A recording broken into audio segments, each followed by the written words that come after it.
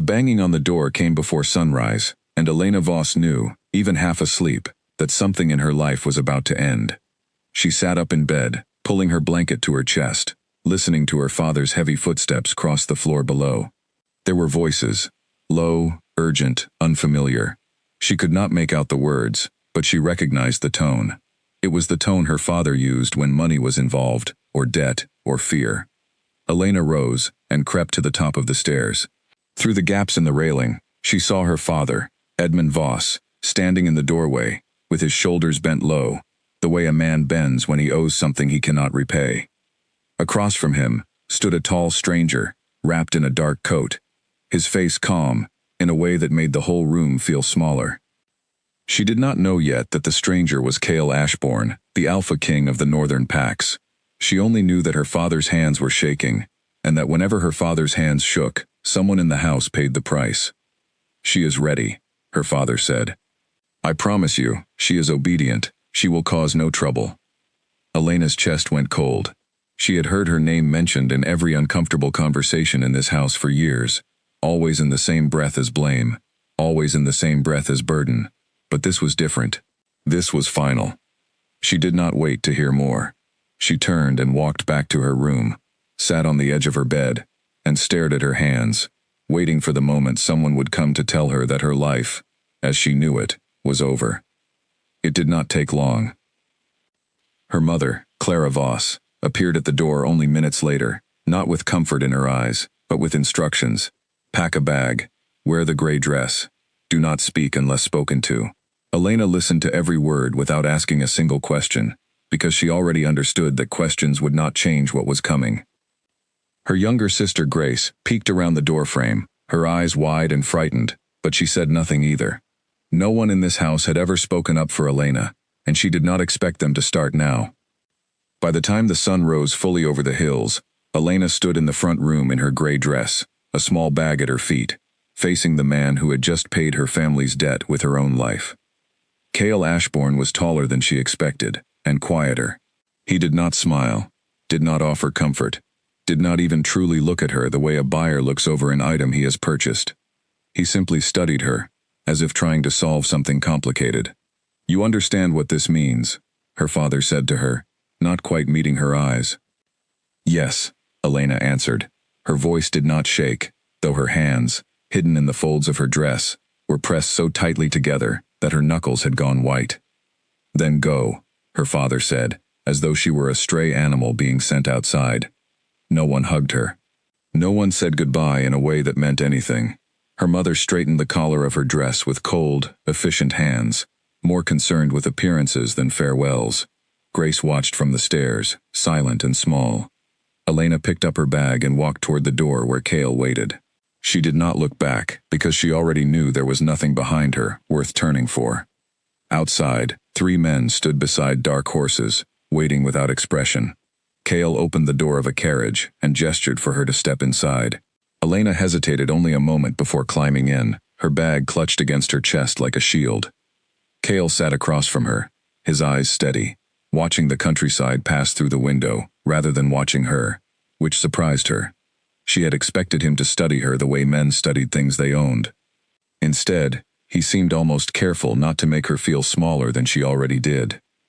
"You do not have to speak," he said finally, breaking the silence that had stretched between them since the carriage began to move. "Not unless you want to." Elena said nothing. She had learned long ago that silence was safer than words, especially around men she did not yet understand. The journey to Cale's territory took most of the day. Elena watched the land change beneath the carriage wheels, watched the trees grow taller, the roads grow rougher, the sky grow wider. She thought of her family only once, wondering briefly if they would miss her, before deciding that the answer did not matter anymore. When the carriage finally slowed, Elena looked out the window and saw a great stone stronghold rising against the darkening sky, its towers catching the last light of the sun. It looked less like a home and more like a fortress built to keep people either in or out. She could not yet tell which. "This is where you will live now," Cale said simply, as the carriage came to a stop. Elena stepped down from the carriage on legs stiff from the long ride, staring up at the fortress that would now be her world. Guards lined the entrance, their eyes following her with open curiosity, some with distrust. She held her chin steady, refusing to let them see how frightened she truly was. Kale walked beside her, not ahead of her, which she noted with quiet confusion. Men who owned things walked ahead. Men who owned things did not wait for her to catch up.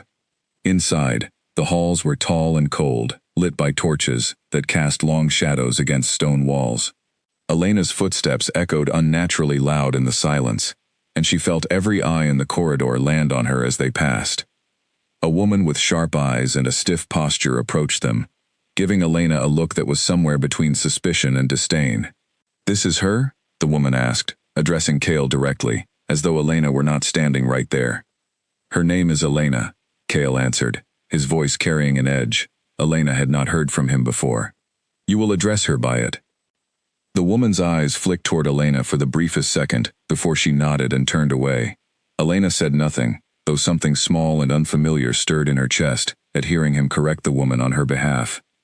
They walked further until they reached a room at the end of a long hallway. Kale opened the door and stepped aside, allowing Elena to enter first. Inside was a bed, a fireplace, a chair by the window, and little else, simple but clean. "This will be your room," he said. "No one will enter without your permission. If you need anything, you may ask." Elena turned to look at him, searching his face for the cruelty she had been warned about, the ruthlessness whispered about in every corner of her old home.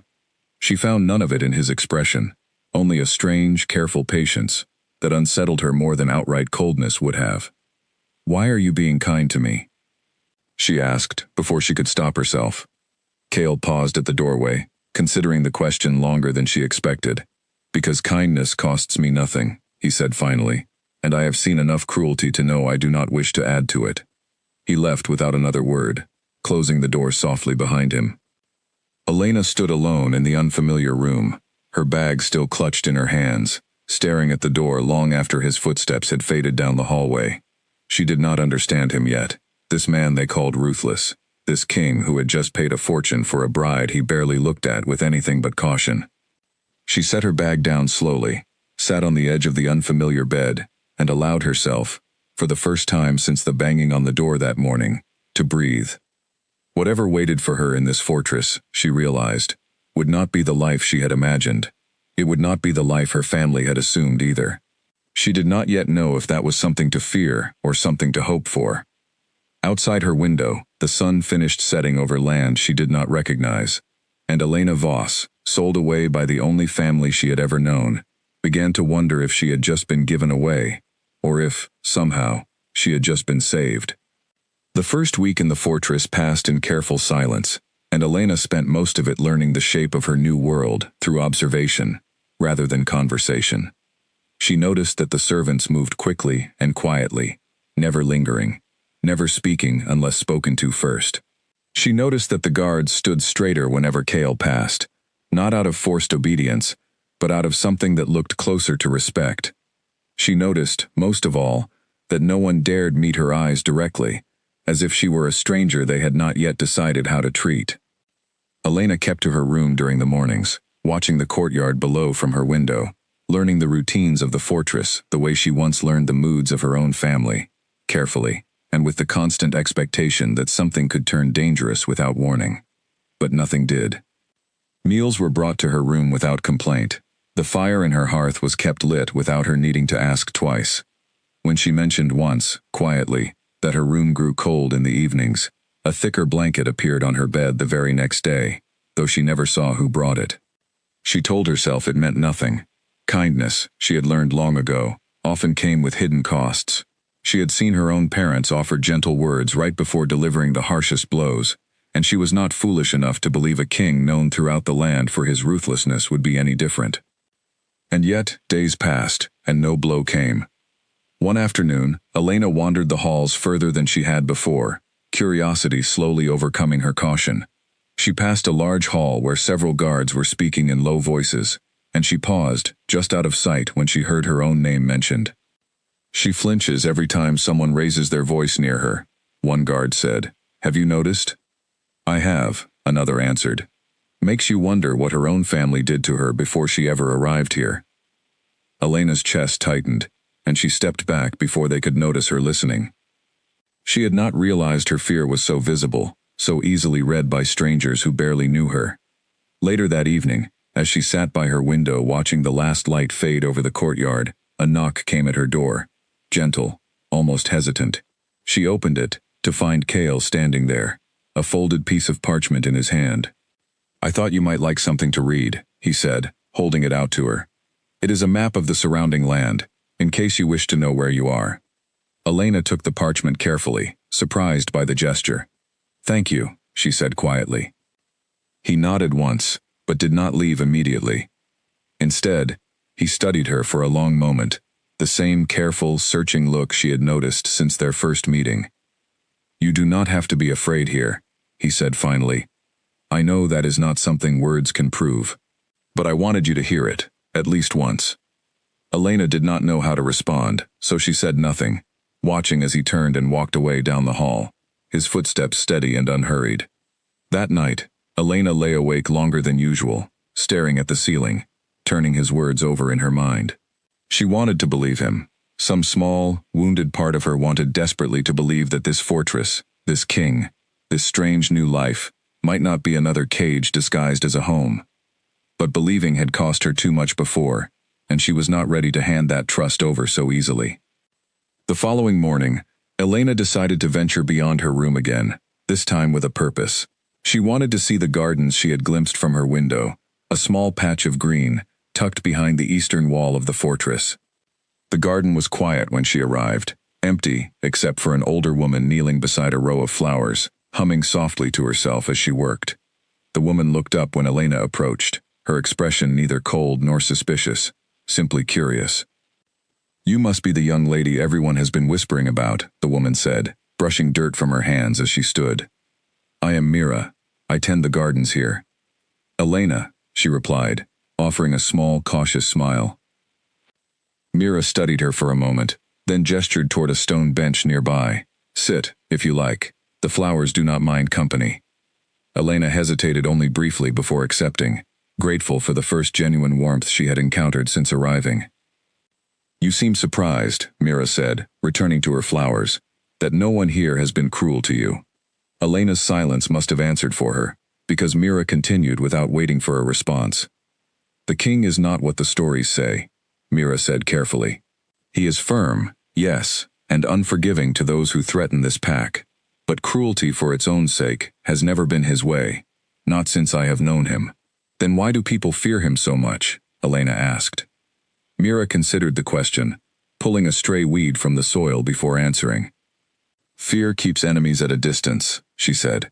"But fear and cruelty are not always the same thing, though the world often confuses them." Elena thought of the guards in the hall, speaking about her with quiet concern, rather than mockery.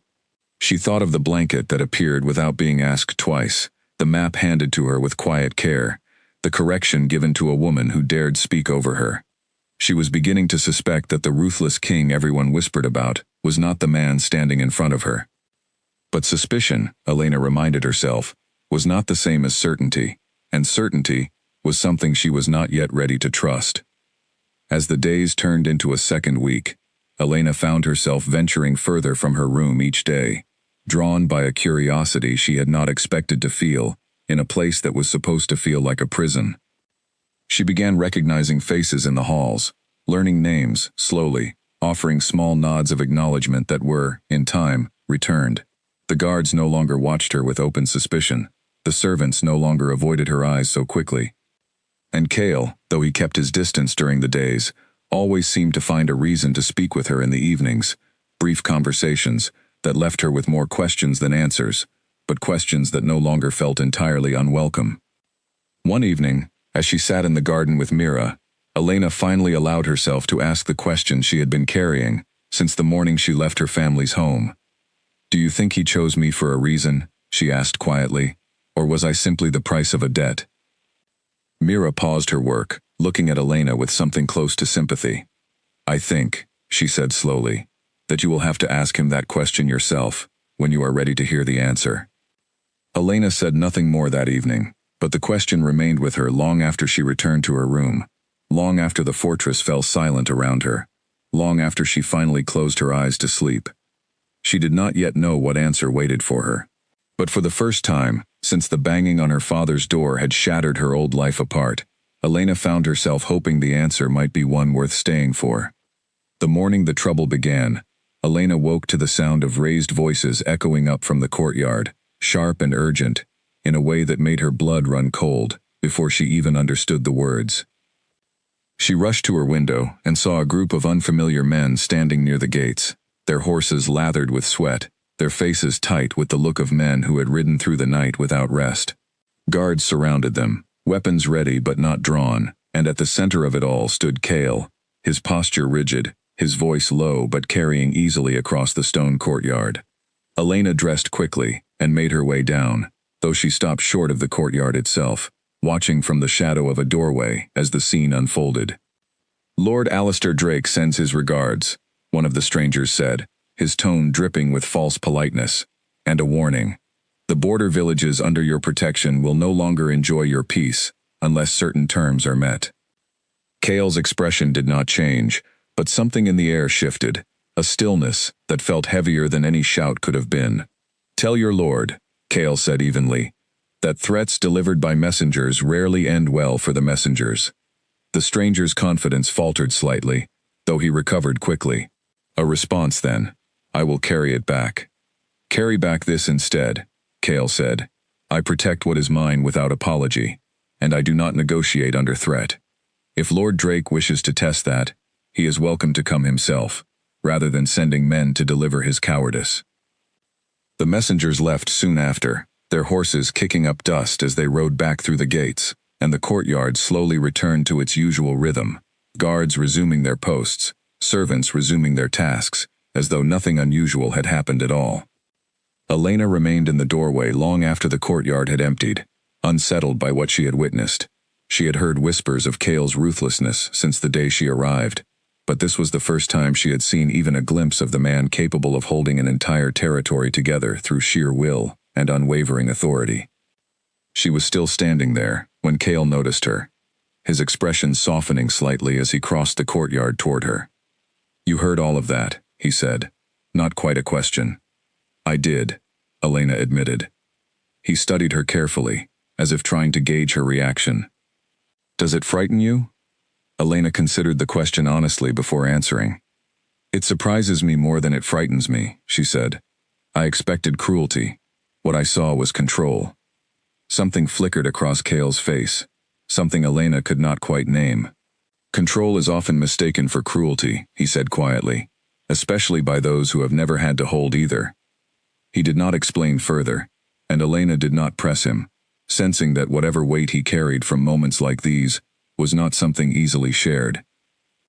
That evening, Elena found herself unable to settle into sleep, her mind replaying the tension of the courtyard again and again.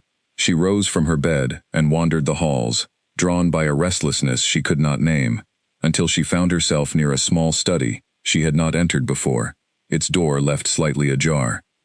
Inside, she saw Cale seated at a desk, his head bowed, his hands pressed against his temples in a posture of pure exhaustion.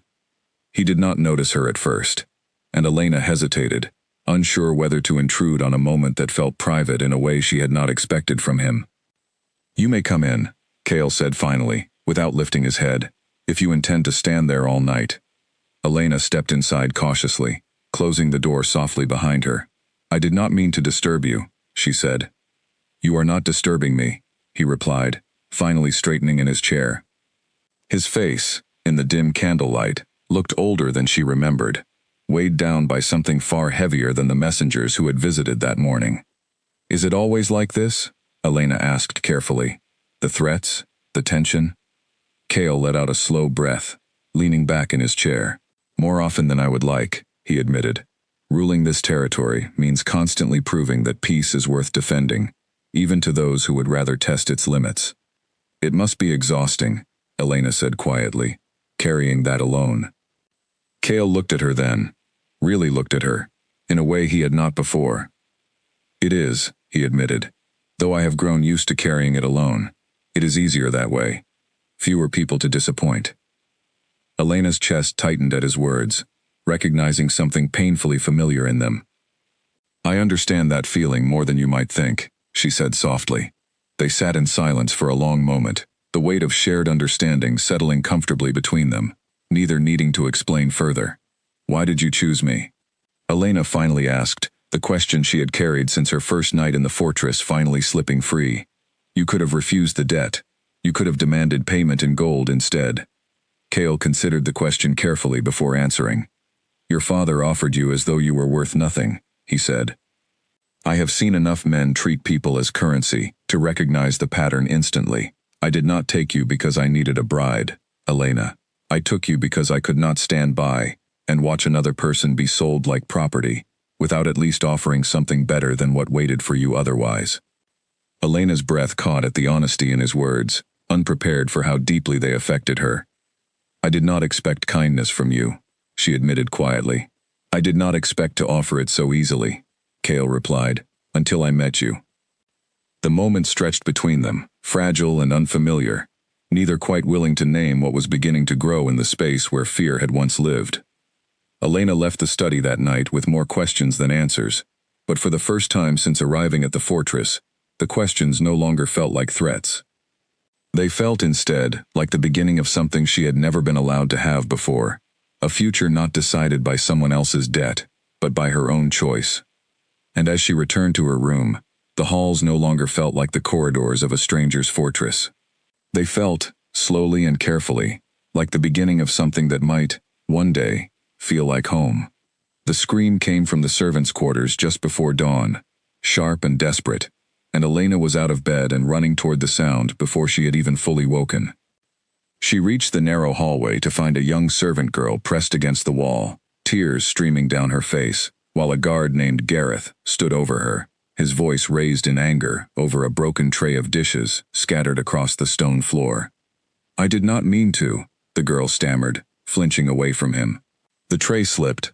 I did not mean to drop it." "Careless girl," Gareth snapped, raising his hand as though to strike her. Elena did not think before she moved. She stepped between them, her body shielding the trembling servant, her eyes locked on the guard with a fierceness that surprised even herself. "That is enough," Elena said, her voice steady, despite the pounding of her heart. "It was an accident. She does not deserve to be struck for it." Gareth's expression twisted with irritation. "This is not your concern," he said. "You are not in a position to give orders here." "She may not be able to command you," a familiar voice said from the end of the hallway, "but I can." Kale's voice cut through the tension instantly, and Gareth's posture stiffened as the king approached, his eyes cold and unreadable. "Explain yourself," Kale said simply. "The girl broke a tray," Gareth said, though his confidence had visibly weakened. "I was merely correcting her carelessness." "By striking her?" Kale asked, his voice dangerously calm. "Over broken dishes?" Gareth said nothing, unable to find words that would justify his actions under the weight of Kale's stare. "You will apologize to her," Kale said, "and you will remember that cruelty is not discipline, no matter how you attempt to disguise it as such. If I see this behavior again, you will no longer serve within these walls." Gareth muttered a stiff apology before retreating down the hallway, leaving Elena standing beside the still trembling servant girl, who looked at her with wide, grateful eyes. "Thank you," the girl whispered. Elena helped her gather the broken pieces of the tray, offering quiet reassurance until the girl's tears finally subsided. When she finally rose and turned, she found Kale watching her with an expression she had not seen from him before, something close to admiration. "You did not have to intervene," he said, once the hallway had emptied. "Neither did you," Elena replied. "I could not allow it to continue," Kale said simply. "Not under my roof." "Neither could I," Elena said. "Not after everything I have seen in my own life." Kale studied her for a long moment, something shifting behind his eyes. "You have seen more cruelty than you have told me," he said quietly. It was not quite a question. Elena hesitated, the old instinct to stay silent rising instantly, but something about the safety of the moment, the quiet strength she had just witnessed in him, made her lower her guard slightly. "My family did not raise me with kindness," she admitted. "I learned early that silence was safer than speaking up, and that speaking up rarely changed anything. It changed something today," Kale said. That girl will remember what you did for her, long after this morning has passed. Elena felt something warm bloom in her chest at his words, an unfamiliar sense of pride in an action she had taken without thinking, purely because it felt right. Later that day, as Elena sat by the window in her room, she found herself replaying the morning's events, surprised by how naturally she had stepped forward to protect someone else, when she had spent years being the one who needed protecting and never received it. A knock came at her door, and she opened it to find Mira standing there, a small basket of fresh bread in her hands. Word travels quickly here, Mira said with a small smile, stepping into the room. The whole fortress is speaking of how you stood up to Gareth this morning. I did not think, Elena admitted. I only acted. That is often when we discover who we truly are, Mira said, setting the basket down. Not in moments we plan carefully, but in moments that catch us by surprise. Elena considered her words carefully, recognizing the truth in them. She had spent so many years believing herself powerless, shaped entirely by the family who had discarded her so easily. But standing in that hallway that morning, she had felt something different, a strength she had not known she carried. Do you think I am becoming someone different here? Elena asked quietly. Mira smiled gently. I think you are becoming who you always were, she said, before the world tried convincing you otherwise. That evening, Kale found Elena in the garden, watching the sunset paint the sky in soft shades of orange and gold. He approached quietly, standing beside her without speaking for a long moment, simply sharing the view. I have been thinking, he said finally, about what you said this morning, about silence being safer than speaking. Elena turned to look at him, waiting. I do not want you to feel that silence is necessary here, Kale continued. Not with me. Whatever you carry, whatever you fear, I would rather you speak it than swallow it in silence the way you have clearly learned to do. Elena's chest tightened with an emotion she could not quite name, something between gratitude and disbelief. No one had ever invited her to speak so plainly before, without the fear of punishment following close behind. I am not accustomed to that kind of freedom, she admitted quietly. Then we will learn it together, Kale said, at whatever pace feels right to you. Elena looked at him then, truly looked at him, and for the first time since her arrival, she allowed herself to believe, even if only slightly, that the life waiting for her within these walls might be built on something far different than the debt that had brought her here. Something that, slowly and carefully, resembled trust. The letter arrived on a gray morning, carried by a rider who looked as though he had traveled through the night without stopping, and Elena felt her stomach twist the moment she saw the seal pressed into the wax, a seal she recognized instantly from her childhood home. She was in the garden with Mira when a young servant approached, holding the folded parchment carefully. This arrived for you, the servant said, offering it with visible hesitation, as though sensing the letter carried weight beyond its size. Elena took it slowly, her hands trembling slightly as she broke the seal. The handwriting inside belonged to her father, cramped and hurried, nothing like the careful script he used when addressing people he respected. Elena, the letter began, without any warmth in its greeting. Circumstances have changed, and we believe the arrangement made regarding your placement requires reconsideration. Given your evident value to the Alpha King, we request a meeting to discuss appropriate compensation for the family you left behind. Elena read the words twice, her disbelief growing with each pass. Her family, who had discarded her without a second glance, who had handed her over like an unwanted burden, now wished to renegotiate her worth, simply because she had not been mistreated as they perhaps expected. Mira, noticing Elena's expression shift from confusion to quiet anger, set down her gardening tools. What is it? She asked gently. Elena handed her the letter without a word, watching as Mira's expression tightened with disbelief of her own. They wish to profit further, Mira said, folding the letter carefully. Now that they suspect you are valued here. They never valued me, Elena said quietly. Only what I could be exchanged for. Mira reached out and placed a comforting hand on Elena's shoulder. You should tell Kale, she said. He deserves to know, and you deserve his support in facing this. Elena hesitated, old instincts urging her to hide the letter, to handle the humiliation quietly the way she had always been taught to handle her family's failures. But she thought of Kale's words from the evening before, his invitation to speak rather than remain silent, and she found herself nodding. She found Cale in the training yard later that afternoon, overseeing a group of younger guards practicing formations. He noticed her immediately, something in her expression prompting him to step away from the group and approach her directly. "What has happened?" he asked, his voice low with concern. Elena handed him the letter without speaking, watching his expression darken as he read it. By the time he finished, his jaw had tightened into a hard line, his eyes carrying a coldness Elena had not seen directed at her before, though she understood immediately it was not meant for her.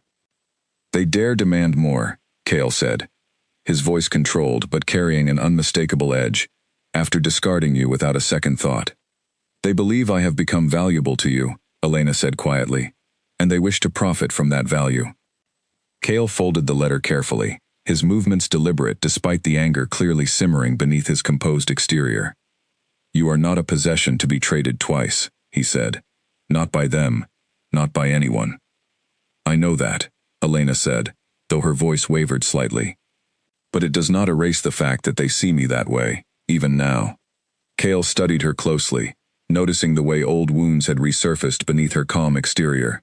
"Elena," he said gently, "their view of your worth has nothing to do with your actual value. It never did." Elena felt tears threatening at the corners of her eyes, unexpected and unwelcome. "It is difficult," she admitted, "to unlearn a lifetime of being told I was worth only what I could be traded for." Cale reached out slowly, giving her every opportunity to step away if she wished, before gently taking her hand. "Then let today be the day you begin unlearning it," he said. "I will handle your family. You do not need to face them again, unless you choose to." Elena squeezed his hand gently, grateful beyond words for the offer, though something in her still wished to face her family directly, to speak the words she had swallowed for years. "I want to be there," she said finally, surprising herself with the certainty in her voice. "I want them to hear, directly from me, that I am no longer theirs to bargain with." Cale studied her for a long moment before nodding slowly. "Then we will face them together," he said, "whenever you are ready." The meeting was arranged for the following week, held in the great hall of the fortress rather than allowing her family to set foot in any place Elena might consider personal. Elena spent the days leading up to it gathering her composure, practicing the words she intended to say, refusing to allow old fears to silence her, the way they always had before. When the day finally arrived, Elena stood beside Cale at the head of the great hall, watching as her father, mother, and sister were led inside by two guards, their expressions shifting from confidence to visible unease as they took in the size and formality of the hall. "Elena," her father began, forcing a smile that did not reach his eyes, "you look well. Perhaps this arrangement has suited you better than we expected." "You did not come here to inquire about my well-being," Elena said, her voice steady, despite the tremor of old fear still lingering beneath her ribs. "You came because you believe I have become valuable enough to demand more from." Her father's smile faltered slightly. "We are your family," he said. "Surely you understand our position." "I understand it perfectly," Elena replied.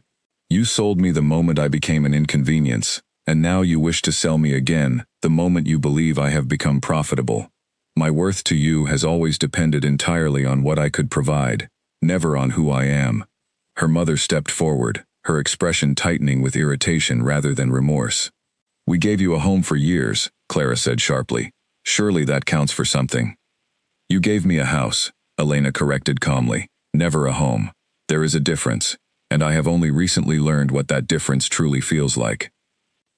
Cale, who had remained silent throughout the exchange, finally spoke, his voice carrying the same cold authority Elena had witnessed during the confrontation with the messengers weeks before. "The debt between our families was settled the day Elena arrived here," he said. "There will be no further negotiation, no further demands. Elena belongs to no one but herself, and you will not return to this territory, attempting to claim otherwise." Her father opened his mouth to protest, but something in Cale's expression silenced him instantly. The guard stepped forward, and within moments, Elena's family was escorted from the hall, their voices fading into the corridor beyond. Elena stood in the silence that followed, her chest heaving slightly with the release of tension she had carried for weeks, perhaps years. "You did that," Cale said quietly, turning to face her. "You faced them, and you did not back down." I could not have done it alone, Elena admitted. You did not need to, Cale replied. But you also did not need my strength to find your own voice today. That was entirely yours. Elena looked at him, something shifting deeply within her, the last remnants of the fear that had followed her since childhood, finally beginning to loosen their grip. For the first time in her life, Elena Voss had stood in front of the people who once controlled her fate, and she had walked away not as their possession, but as her own person, fully and completely. And beside her stood a man who had never once tried to claim ownership over that transformation, only quiet, steady support for the woman she was finally becoming.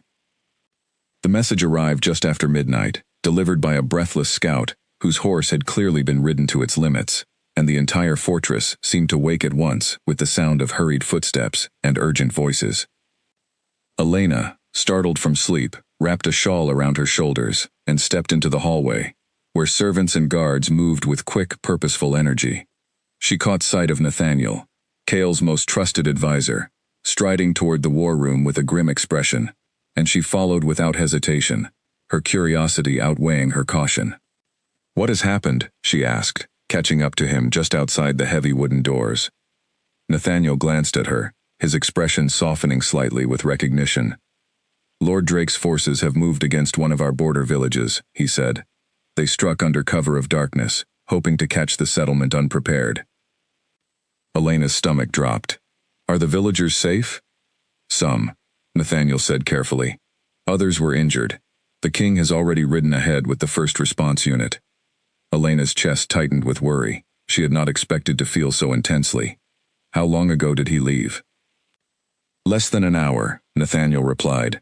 "He will not return until the matter is resolved." Elena spent the remaining hours of that night unable to sleep, pacing her room, glancing repeatedly toward the window, as though she might catch sight of Cale's return, through sheer will alone. She thought of the calm authority she had witnessed in him during the confrontation with the messengers weeks earlier, the quiet exhaustion she had glimpsed in his study late one night, and she wondered, with a sharp and unfamiliar ache, what danger he might be facing now. Dawn broke, without word of his return, and Elena finally made her way to the garden, seeking Mira's steady presence to calm the restless worry twisting inside her. "You care for him," Mira observed gently, noticing the tension in Elena's posture the moment she arrived. Elena did not deny it, though the realization startled her slightly, hearing it spoken aloud for the first time. "I did not expect to," she admitted, "not after everything that brought me here." "Feelings rarely follow the paths we expect them to," Mira said, smiling faintly. "Sometimes the safest hearts are broken open by the very things meant to guard them." Elena considered her words carefully, watching the morning light stretch slowly across the garden. She thought of the countless small kindnesses Cale had shown her since her arrival, the patience he had extended, even when she offered him nothing but silence and suspicion in return. Word finally arrived in the late afternoon that Cale's forces had successfully repelled the attack, securing the border village and driving Lord Drake's men back beyond the northern boundary. Elena felt relief wash over her so powerfully that her knees nearly buckled, and she hurried toward the courtyard the moment she heard the returning horses approaching the gates. Cale dismounted slowly, visibly exhausted, a shallow scrape along his jaw the only visible sign of the conflict he had just faced. Elena crossed the courtyard without thinking, stopping only a few feet from him, her eyes searching his face for any deeper injury hidden beneath the surface. "You are hurt," she said quietly.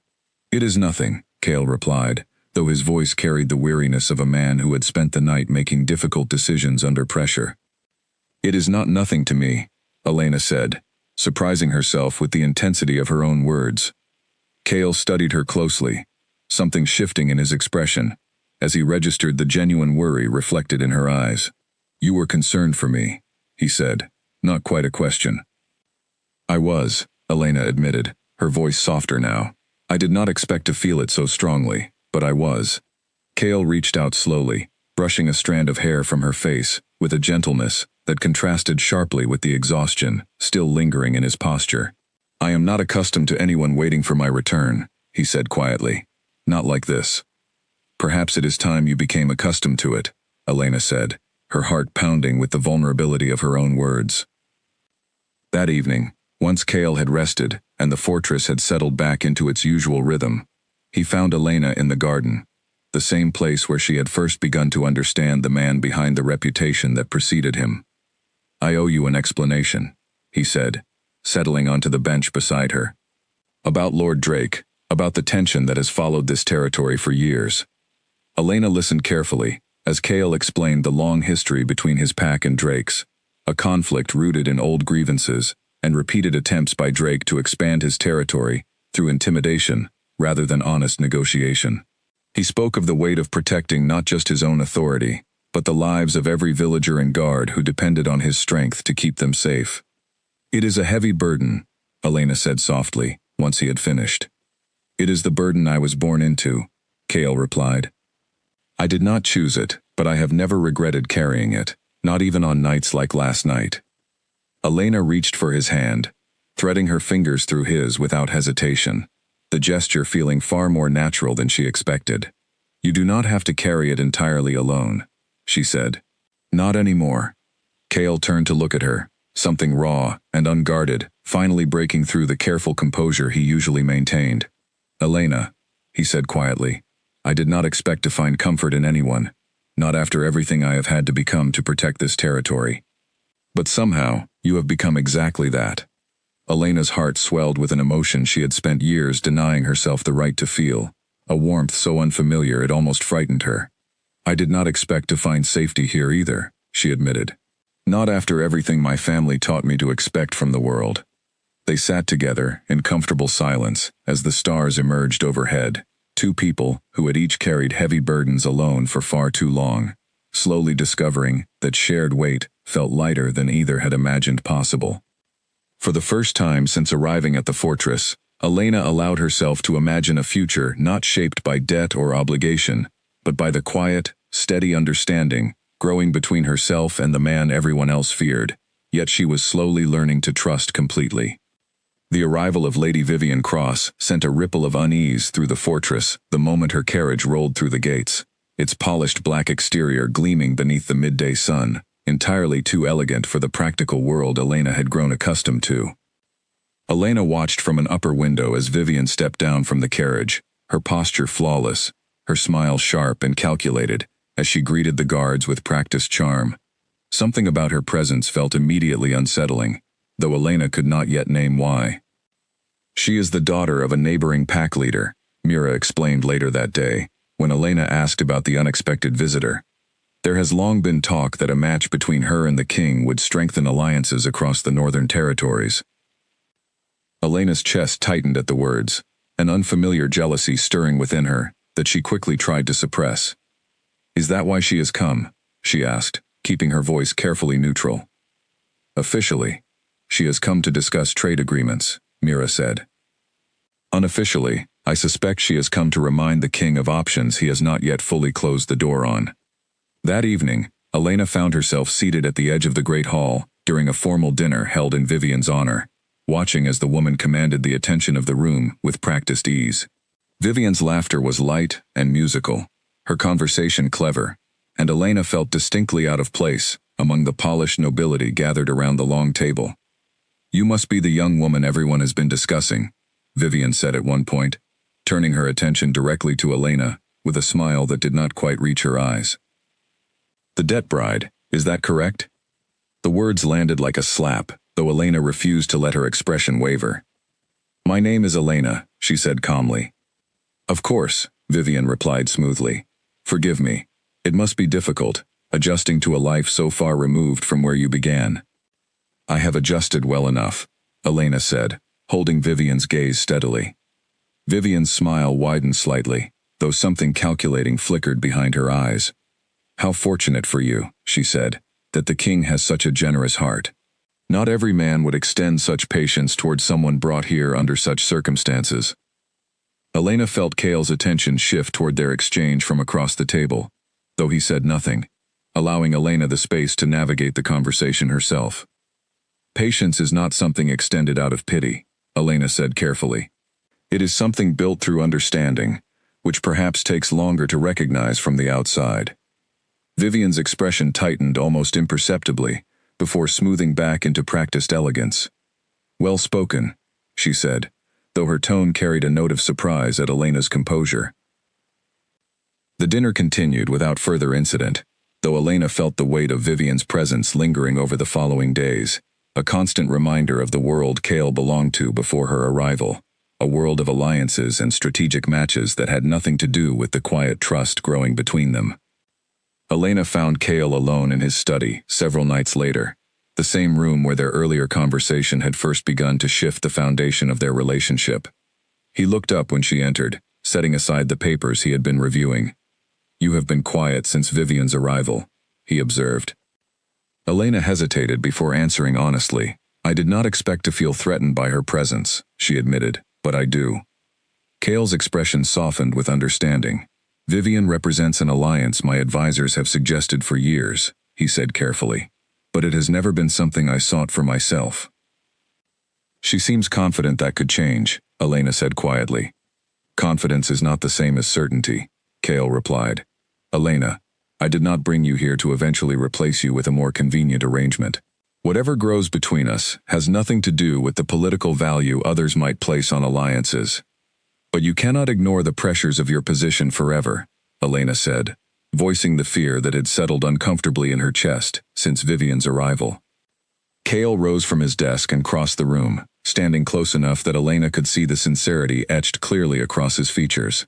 "I have spent my entire life making decisions based on duty and strategy," he said, "but what I feel for you is not a decision born from either.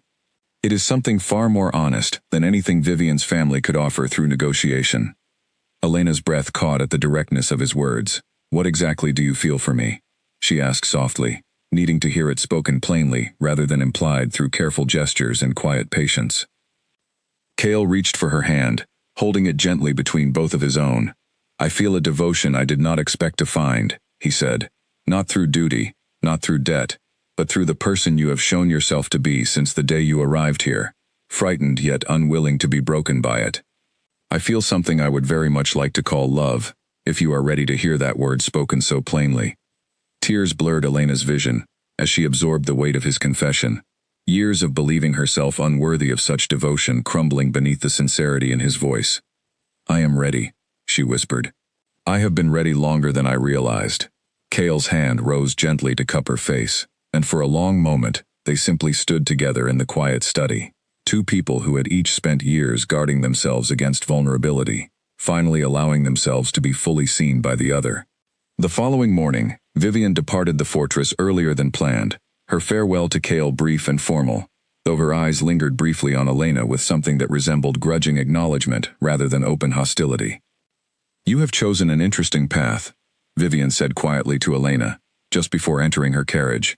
"I hope, for both your sakes, that it proves as steady as you clearly believe it to be." "It has already proven steadier than anything I have known before," Elena replied calmly. Vivian studied her for a long moment before offering a small, almost respectful nod, then climbed into her carriage without further comment. As the carriage disappeared through the gates, Elena felt a quiet sense of peace settle over her, the lingering insecurity of the past few days finally dissolving into certainty.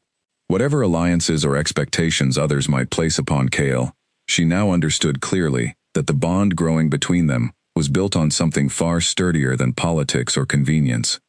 It was built on choice, on honesty, and on a devotion neither of them had expected to find, yet both had come to cherish more deeply than either had words to fully express.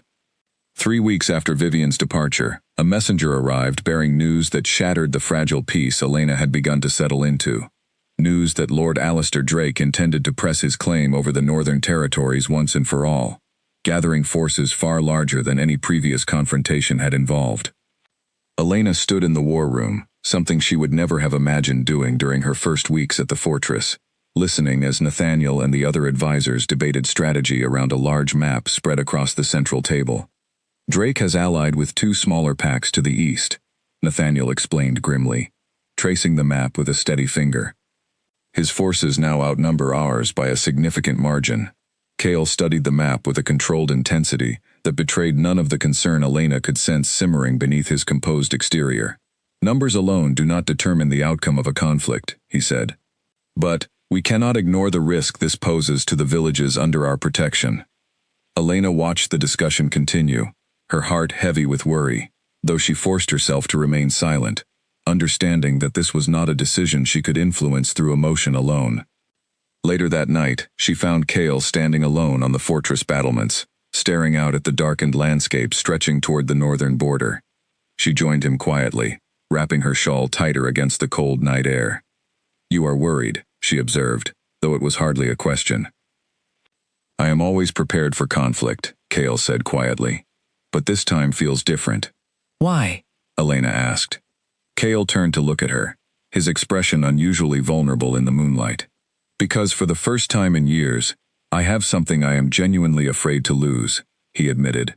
"Before you arrived, my only concern was protecting this territory and the people within it. Now, every decision I make carries the weight of protecting you as well." Elena reached for his hand, holding it firmly. "Then let me stand beside you through this," she said. "Not as someone who needs protecting from every difficult truth, but as someone who chooses to face it with you." Kale studied her for a long moment, before nodding slowly, recognizing the strength that had grown in her since her arrival, a strength he had watched blossom with quiet admiration. Over the following days, preparations for the coming conflict intensified throughout the fortress. Elena found herself drawn into the effort, in small but meaningful ways, helping organize supplies for the villages likely to be affected, offering steady support to the servants and guards, whose anxiety mirrored her own. Mira found her one afternoon, sorting through bandages and medical supplies with careful precision. "You have become quite skilled at this," Mira observed, settling beside her to help. "I refuse to feel helpless," Elena said simply. "Not after everything I have learned about my own strength since arriving here." "The king is fortunate to have you," Mira said warmly. "Not simply as someone to protect, but as someone capable of standing beside him through difficulty." Elena smiled faintly, grateful for the acknowledgement, though her thoughts remained heavy with worry for what the coming days might bring. The night before Kale's forces were set to march toward the border to meet Drake's advancing army, Elena found herself unable to sleep, her mind consumed with fear for what tomorrow might hold. She rose from her bed and made her way to Kale's chambers, knocking softly before entering. He was awake, seated by the window, studying the moonlit landscape with quiet contemplation. He looked up when she entered, his expression softening immediately. "I could not sleep," Elena admitted. "Neither could I," Kale replied, gesturing for her to join him. Elena crossed the room and sat beside him, resting her head gently against his shoulder. "Promise me you will return," she said softly, her voice trembling with the weight of unspoken fear. Kale wrapped an arm around her, pulling her closer. "I intend to fight for far more than territory tomorrow," he said quietly. "I intend to fight for the future we have only just begun building together. That is not something I am willing to lose." "I love you," Elena whispered, the words slipping free before she could stop them, surprising herself with how naturally they emerged. Kale turned to look at her, his eyes shining with emotion in the dim candlelight. "I love you as well," he said softly, "more deeply than I ever believed myself capable of feeling." They remained together through the quiet hours of the night, finding comfort in each other's presence, neither willing to voice the uncertainty of what tomorrow might bring, choosing instead to hold tightly to the certainty of what they had built together. Dawn arrived far too quickly, and Elena stood in the courtyard alongside Mira and the other members of the household, watching as Kale's forces assembled in careful formation, their expressions steady despite the tension evident in every posture. Kale approached her one final time before mounting his horse, cupping her face gently in his hands. "Wait for me," he said softly. "I will," Elena promised, though her voice wavered slightly with the effort of holding back tears. He pressed a gentle kiss to her forehead before turning and mounting his horse, leading his forces through the gates and out toward the northern border, leaving Elena standing in the courtyard, with her heart caught somewhere between fear and unwavering hope.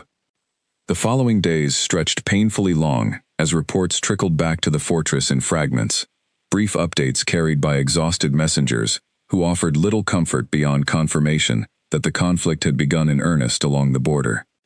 Elena spent the days assisting with the wounded who were brought back for treatment, her hands steady despite the fear churning constantly beneath the surface. She refused to allow herself to imagine the worst, focusing instead on the tasks in front of her, offering comfort to frightened villagers and injured guards alike. On the fourth day, a rider approached the fortress gates at a full gallop, and Elena's heart lodged firmly in her throat as she rushed toward the courtyard, desperate for news. "The king's forces have prevailed," the rider announced breathlessly, dismounting quickly. "Lord Drake has retreated, his alliance broken by heavy losses along the eastern flank." Relief flooded through Elena so powerfully that her knees nearly buckled beneath her, and she gripped the nearest wall for support, tears finally spilling freely down her cheeks. "Is the king unharmed?" she asked, her voice barely steady. "He suffered minor injuries," the rider said, "but he is expected to return within the day." Elena spent the remaining hours in restless anticipation, watching the horizon from the fortress walls until finally, as the sun began to set, she spotted the returning forces approaching through the distance. She rushed toward the gates the moment they opened, searching frantically for Kale among the returning soldiers, her heart pounding, until she finally caught sight of him, riding at the front of the formation, weary but very much alive. He dismounted the moment he saw her, and Elena ran into his arms without hesitation, holding him tightly, as relief and joy overwhelmed her entirely. "You kept your promise," she whispered against his chest. "I told you I would," Kale replied, pressing a gentle kiss to the top of her head. "Nothing could have kept me from returning to you." Around them, the courtyard erupted into quiet celebration, as villagers and guards alike expressed their relief at the victory. But Elena remained wrapped in Kale's arms, grateful beyond words that the future they had promised each other remained intact. The threat of Lord Drake had finally been settled, not through cruelty or ruthless ambition, as the old stories had always claimed defined Kale, but through steady strength and unwavering protection of everything and everyone he held dear. And standing there in the fading light of that evening, Elena finally understood, with complete certainty, exactly why the people of this territory trusted him so deeply, and exactly why she had come to love him so completely in return. Recovery from the conflict took several weeks, and Elena found herself settling into a new rhythm within the fortress, one built on genuine partnership, rather than the uncertain caution that had defined her earliest days there. She began accompanying Kale during his morning meetings with village leaders, offering perspective on matters affecting the common people that his advisors often overlooked. Her own experience of hardship, she discovered, gave her insight that proved valuable in ways she had never expected. "You have a gift for understanding what people truly need," Nathaniel told her one afternoon, after she had suggested a solution to a dispute between two village families that had stumped the advisors for days. "Not what they demand, but what they actually require to feel secure." "I spent years learning to anticipate what people needed before they demanded it," Elena admitted. "It was a matter of survival then. Now, I suppose it has become something more useful." Kale, overhearing the exchange, smiled with quiet pride. "You continue to surprise me," he said, once Nathaniel had left the room. "Every day, I discover another reason to be grateful you are here." Elena leaned into him, savoring the warmth of a relationship built on mutual respect rather than obligation. "I never imagined I could feel this settled anywhere," she admitted. "Especially not somewhere I arrived believing myself unwanted." "You were never unwanted here," Kale said firmly.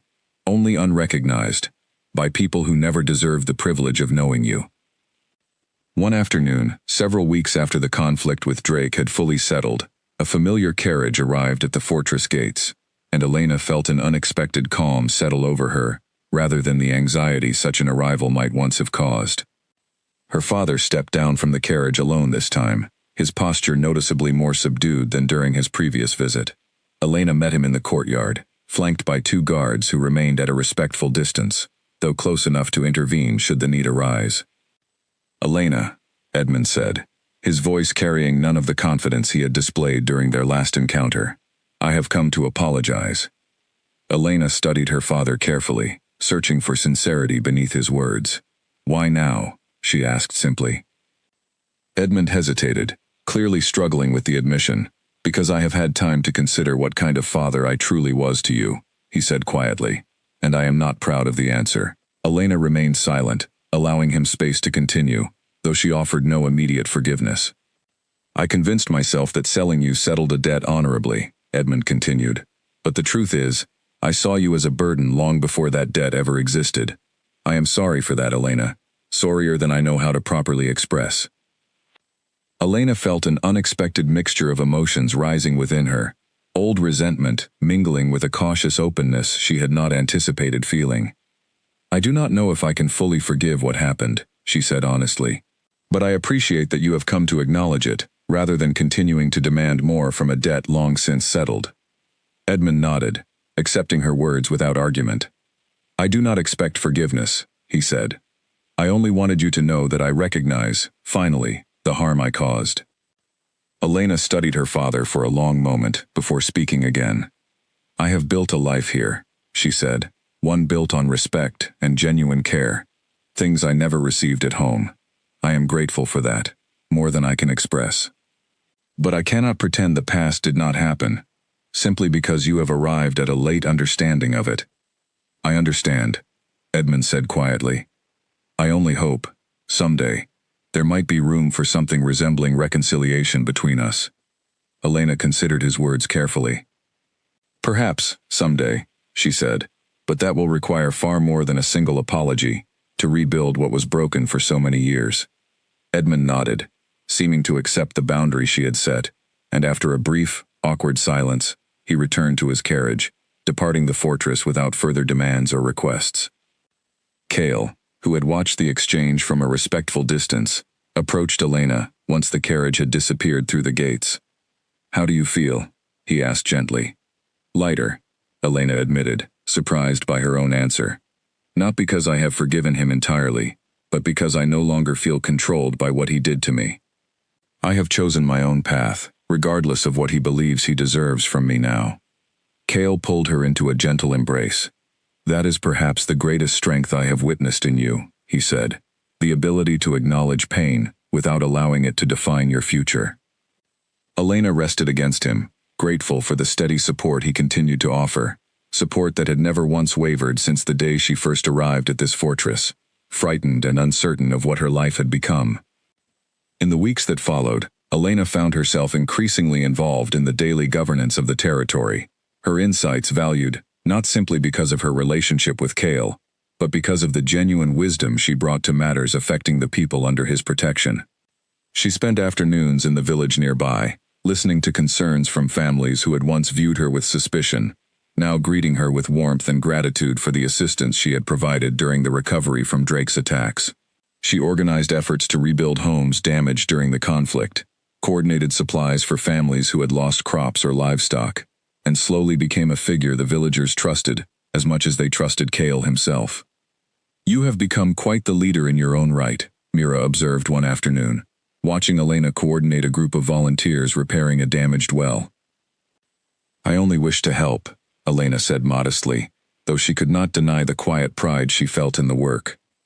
"That is precisely what makes a good leader," Mira replied. "Not the desire for authority, but the genuine wish to serve those depending on you." Elena smiled, recognizing the truth in Mira's words, understanding now more than ever that her value had never been determined by what her family once claimed, nor by the debt that had originally brought her to this fortress, but by the person she had chosen to become through her own resilience and compassion. That evening, as the sun set over the recovering village, Elena returned to the fortress to find Cale waiting for her in the garden, a small, wrapped bundle in his hands.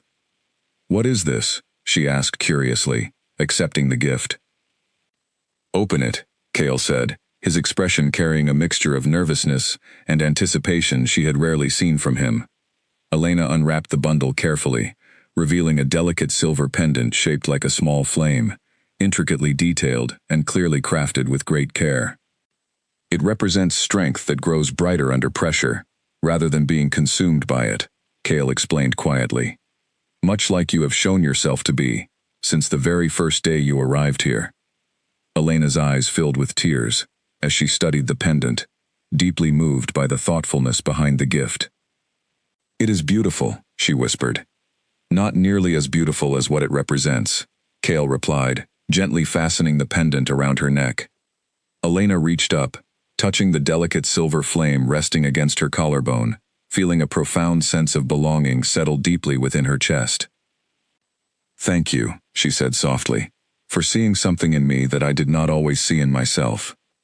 I have simply reflected back what was always there, Kale said gently. You only needed the safety to finally believe it.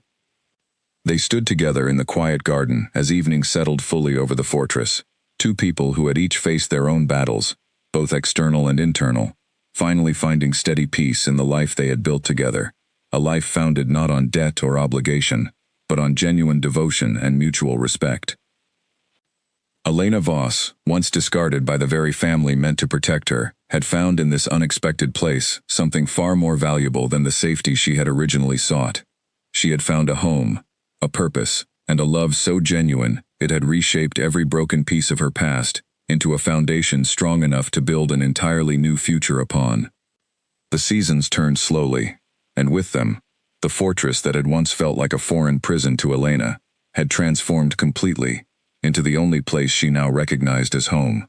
The stone walls no longer felt cold and imposing, but familiar and safe, filled with faces she had grown to trust deeply over the months since her arrival. It was on a quiet evening in early autumn, as golden leaves drifted lazily across the courtyard, that Kale requested Elena join him in the garden, his manner carrying a subtle nervousness she had rarely witnessed in him before. She found him standing beside the same stone bench where she had first spoken with Mira all those months ago, the same place where so many quiet conversations had gradually built the foundation of everything they now shared. You seem unusually quiet tonight, Elena observed, settling beside him. Kale turned to face her, taking both her hands gently in his own. I have thought carefully about how to say what I wish to say, he began, though I fear no words could ever fully capture what you have come to mean to me. Elena's heart began to race, sensing the significance of the moment building between them. When you first arrived here, Kale continued, I saw someone who had been treated as though her worth could be measured in debts and obligations. I promised myself then that I would never treat you the same way, that whatever grew between us would be built entirely on your choice, never on obligation. You have kept that promise every single day, Elena said softly. I wish to make you another promise now, Kale said, one that has nothing to do with debts or arrangements, but everything to do with the life I hope we might build together, freely and completely. He knelt slowly before her, producing a small ring crafted from silver, its design simple yet elegant, matching the pendant she had worn faithfully since the day he first gifted it to her. Elena Voss, he said, his voice steady despite the emotion clearly evident beneath it. You arrived here as a debt paid on your family's behalf, but you have become the truest gift I have ever received. Will you choose, freely, and without any obligation, to remain by my side, not as my bride bought through circumstance, but as my equal, my partner, and the only person I have ever truly loved? Tears streamed freely down Elena's face as she absorbed the weight of his words, years of believing herself unworthy of such devotion, finally dissolving completely beneath the sincerity radiating from him. Yes, she whispered, then repeated more firmly. Yes, I choose you, freely and completely, exactly as you have chosen me since the very first day. Kale slipped the ring onto her finger with trembling hands, rising to pull her into an embrace filled with relief and overwhelming joy. Around them, the garden seemed to hold its breath, the golden autumn leaves settling softly around their feet as they stood wrapped in each other's arms, finally free of every doubt and fear that had once threatened to keep them apart. News of their engagement spread quickly through the fortress and into the surrounding villages, met with genuine celebration rather than mere political acknowledgement. The people who had once regarded Elena with suspicion now embraced her wholeheartedly, recognizing in her the same steady strength and compassion that had helped guide them through the difficult recovery following Drake's attacks. Mira, upon hearing the news, embraced Elena tightly, tears of happiness shining in her eyes. I always knew, from that very first conversation in the garden, that something remarkable was growing between you, she said warmly. I am so deeply happy for you both. I could not have found the courage to trust him without your guidance, Elena said gratefully. You helped me understand what genuine kindness looked like, long before I fully trusted it myself. The following months were spent in preparation, not simply for a wedding, but for Elena's formal recognition as Kale's equal partner in governing the territory, a role she had already begun fulfilling through her tireless work supporting the villages and advising on matters of genuine importance.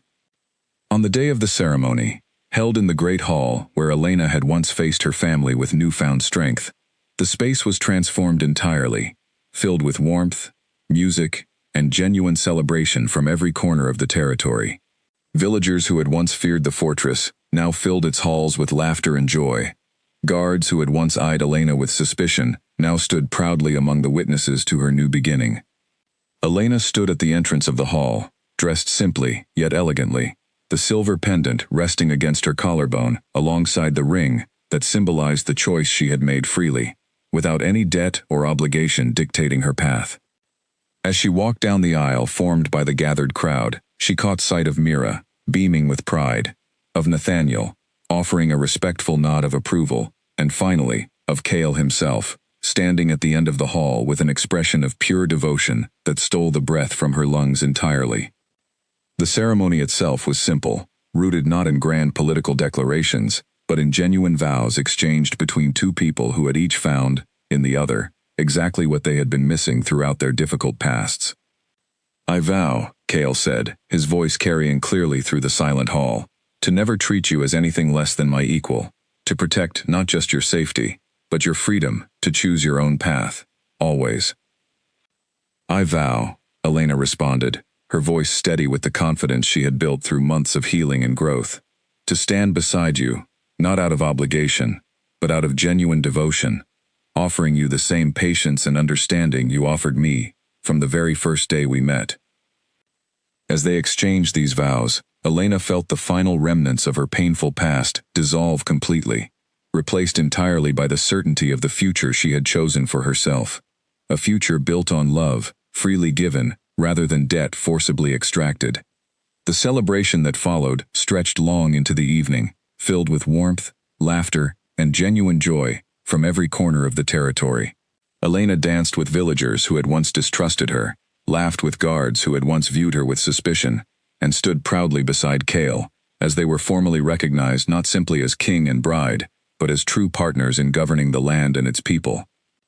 Later that night, as the celebration finally quieted and the fortress settled into peaceful rest, Elena stood with Cale on the same battlements where they had once shared fearful uncertainty before his departure, to face Drake's forces. Now, the same view stretched before them, not with anxiety, but with quiet contentment. "Do you remember," Cale asked softly, "the first night you arrived here, how frightened you were of what waited for you within these walls?" "I remember," Elena said, leaning into him comfortably. "I expected cruelty. I expected to be treated exactly as my family had always treated me, as something to be used and discarded." "And instead?" Cale asked, though his tone carried a certainty that already anticipated her answer. "Instead, I found the only person who ever truly saw me," Elena said, turning to look at him with complete adoration. "Not as a debt to be settled, not as an obligation to be endured, but as someone worthy of genuine love and respect." Cale pulled her close, resting his forehead gently against hers. "You were always worthy of that, Elena," he said quietly. "You simply needed someone patient enough to help you finally believe it." They remained together on the battlements as the stars stretched endlessly above them, two people whose lives had been shaped by very different pains, yet who had found, in each other, exactly the healing and devotion they had each been searching for their entire lives. Elena Voss, once sold away by the very family meant to cherish her, had become not merely the bride of a feared and ruthless king, but the beloved partner of a man whose true nature had always been patient, protective, and devoted beyond anything she could have ever imagined. And as she stood there, wrapped securely in his arms beneath the vast, star-filled sky, Elena finally understood, with complete and unwavering certainty, that she had not simply survived the circumstances that brought her to this fortress. She had found, in the most unexpected of places, exactly where she was always meant to belong. The story of Elena Voss became, in time, a tale told throughout the Northern Territories, not as a cautionary story of a family's cruelty, but as a testament to the possibility of finding genuine love in the most unexpected circumstances, and to the quiet strength required to transform even the deepest wounds into the foundation for an entirely new and beautiful beginning. Long before Elena's wedding day, and long before Lord Drake had ever threatened the northern border, there had been another visitor to the fortress, one whose arrival stirred a very different kind of feeling within Elena, something closer to sorrow than fear. It happened only a few weeks after Elena had confronted her parents in the great hall, when a smaller, more hesitant knock echoed against her chamber door one quiet afternoon. Elena opened it to find her younger sister, Grace, standing alone in the hallway, her travel cloak still dusted from the road, her eyes wide with uncertainty. "Grace," Elena said, startled by the unexpected sight of her sister standing there, without their parents beside her. "I came alone," Grace said quickly, as though anticipating Elena's suspicion. "I told them I was visiting a friend in the eastern villages. I did not want them to know I came here." Elena studied her sister carefully, noting the nervous way Grace shifted her weight from foot to foot, so similar to the way Elena herself used to stand whenever she feared punishment as a child. "Come inside," Elena said finally, stepping aside to allow her sister entry. Grace entered cautiously, glancing around the room with visible curiosity, taking in details Elena had grown so accustomed to that she rarely noticed them anymore: the warm fire, the soft blankets, the small shelf of books Cale had gifted her over the months.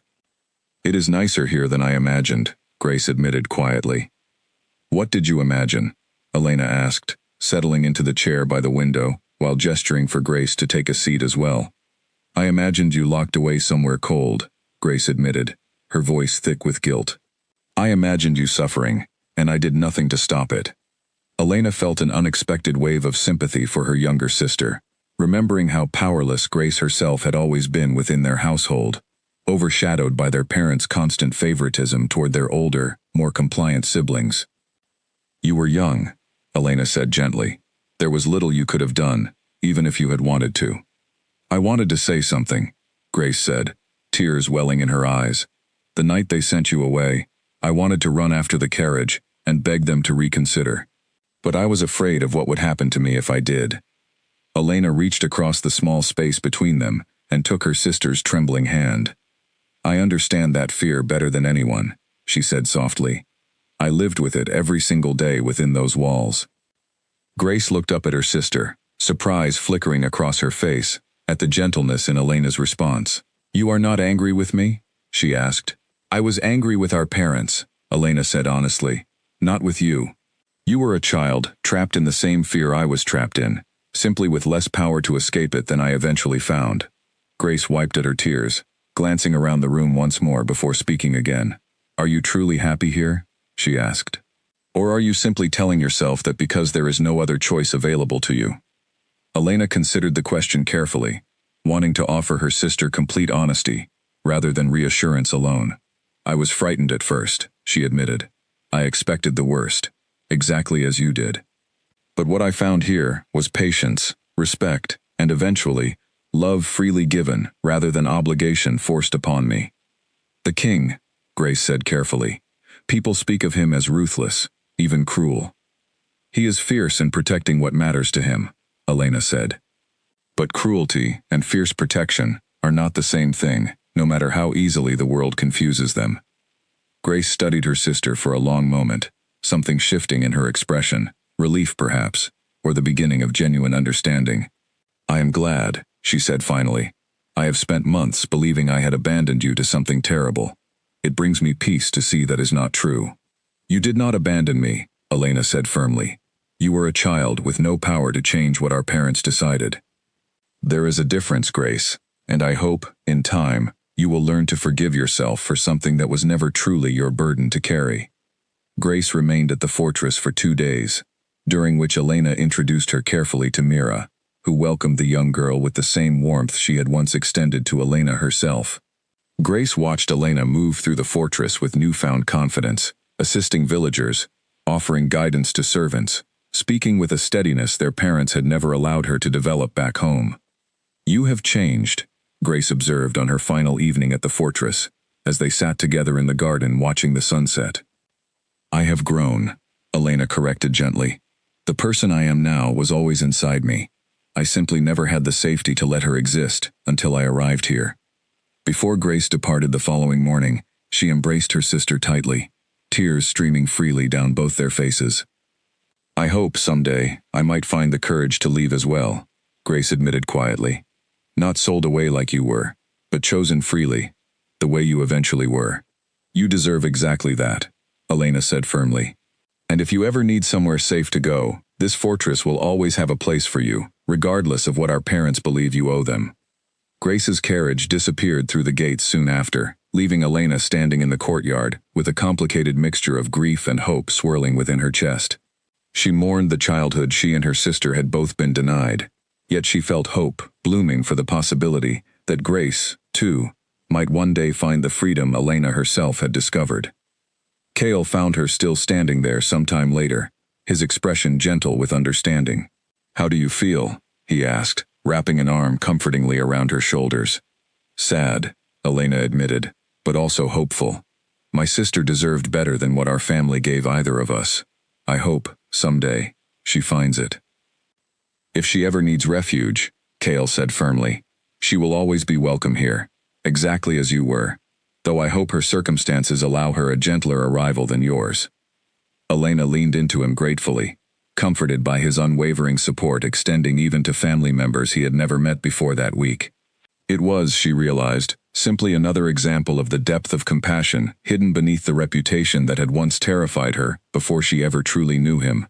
That evening, as she prepared for sleep, Elena found herself reflecting on how far she had traveled since that frightened morning, when banging on her father's door had first shattered her old life apart.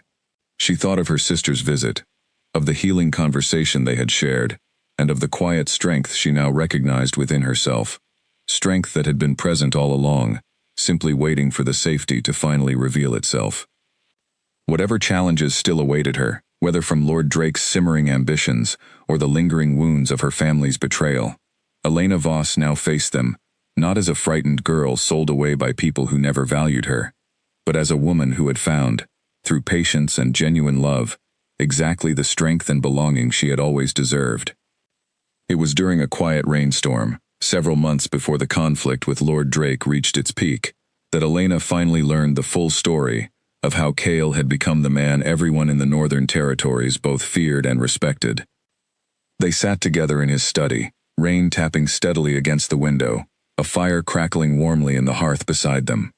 Elena had asked, gently, about the scars she had noticed along his forearm, faded but clearly old, and Cale had grown quiet for a long moment before finally beginning to speak. "My father ruled this territory before me," he said slowly, though ruled is perhaps too generous a word for what he did. He governed through fear alone, punishing weakness wherever he found it, including within his own household. Elena listened carefully, recognizing painful similarities to her own upbringing beginning to surface in his words. "I was expected to be strong from the earliest age I can remember," Cale continued.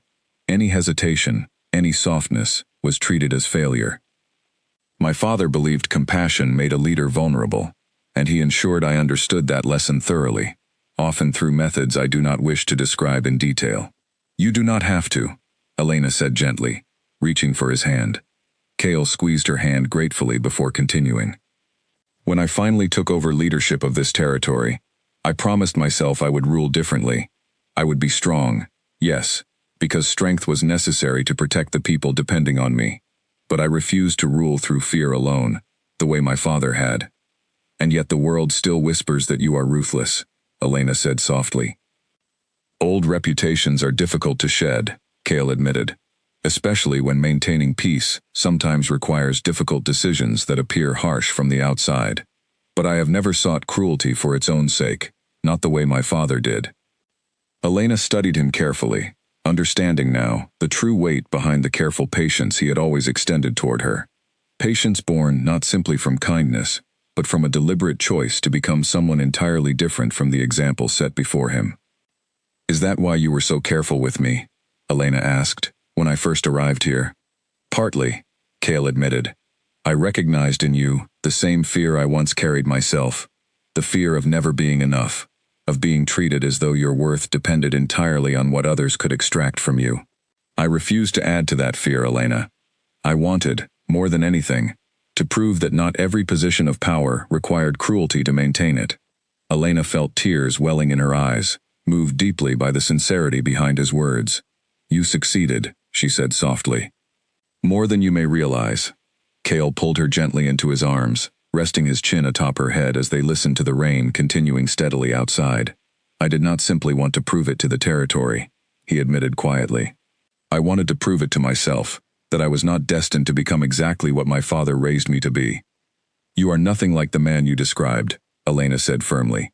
You are patient, thoughtful, and deeply protective, without ever needing cruelty to enforce that protection. I have you to thank for helping me fully believe that, Cale said. Before you arrived, I questioned constantly whether genuine gentleness was even possible for someone raised the way I was. You have shown me, through your own strength and vulnerability, that it is. They remained together through the remainder of the storm, sharing quiet conversation about the childhoods that had shaped them both so painfully, finding comfort in the understanding that neither of them carried those wounds alone any longer. Several weeks later, an opportunity arose for Elena to fully demonstrate the strength and compassion she had cultivated since arriving at the fortress, when a sudden illness swept through one of the smaller villages nestled along the eastern border of Cale's territory. Word reached the fortress that nearly a dozen families had fallen ill within days, the local healer overwhelmed by the sudden severity of the outbreak. Cale, occupied with negotiations regarding trade routes affected by ongoing tensions with Drake's territory, could not immediately travel to oversee the response himself. I will go, Elena said firmly, the moment she learned of the crisis. Elena, it could be dangerous, Cale said, concern evident in his expression. We do not yet know the nature of this illness. Villagers are suffering, and their healer cannot manage alone, Elena replied steadily. I refuse to remain safely within these walls, while people who trust this territory's leadership are left without adequate support. Cale studied her for a long moment, before nodding slowly, recognizing the same unwavering determination that had first caught his attention months earlier, during her confrontation with the guard who had threatened the servant girl. Take Mira with you, he said finally, and send word immediately if the situation worsens.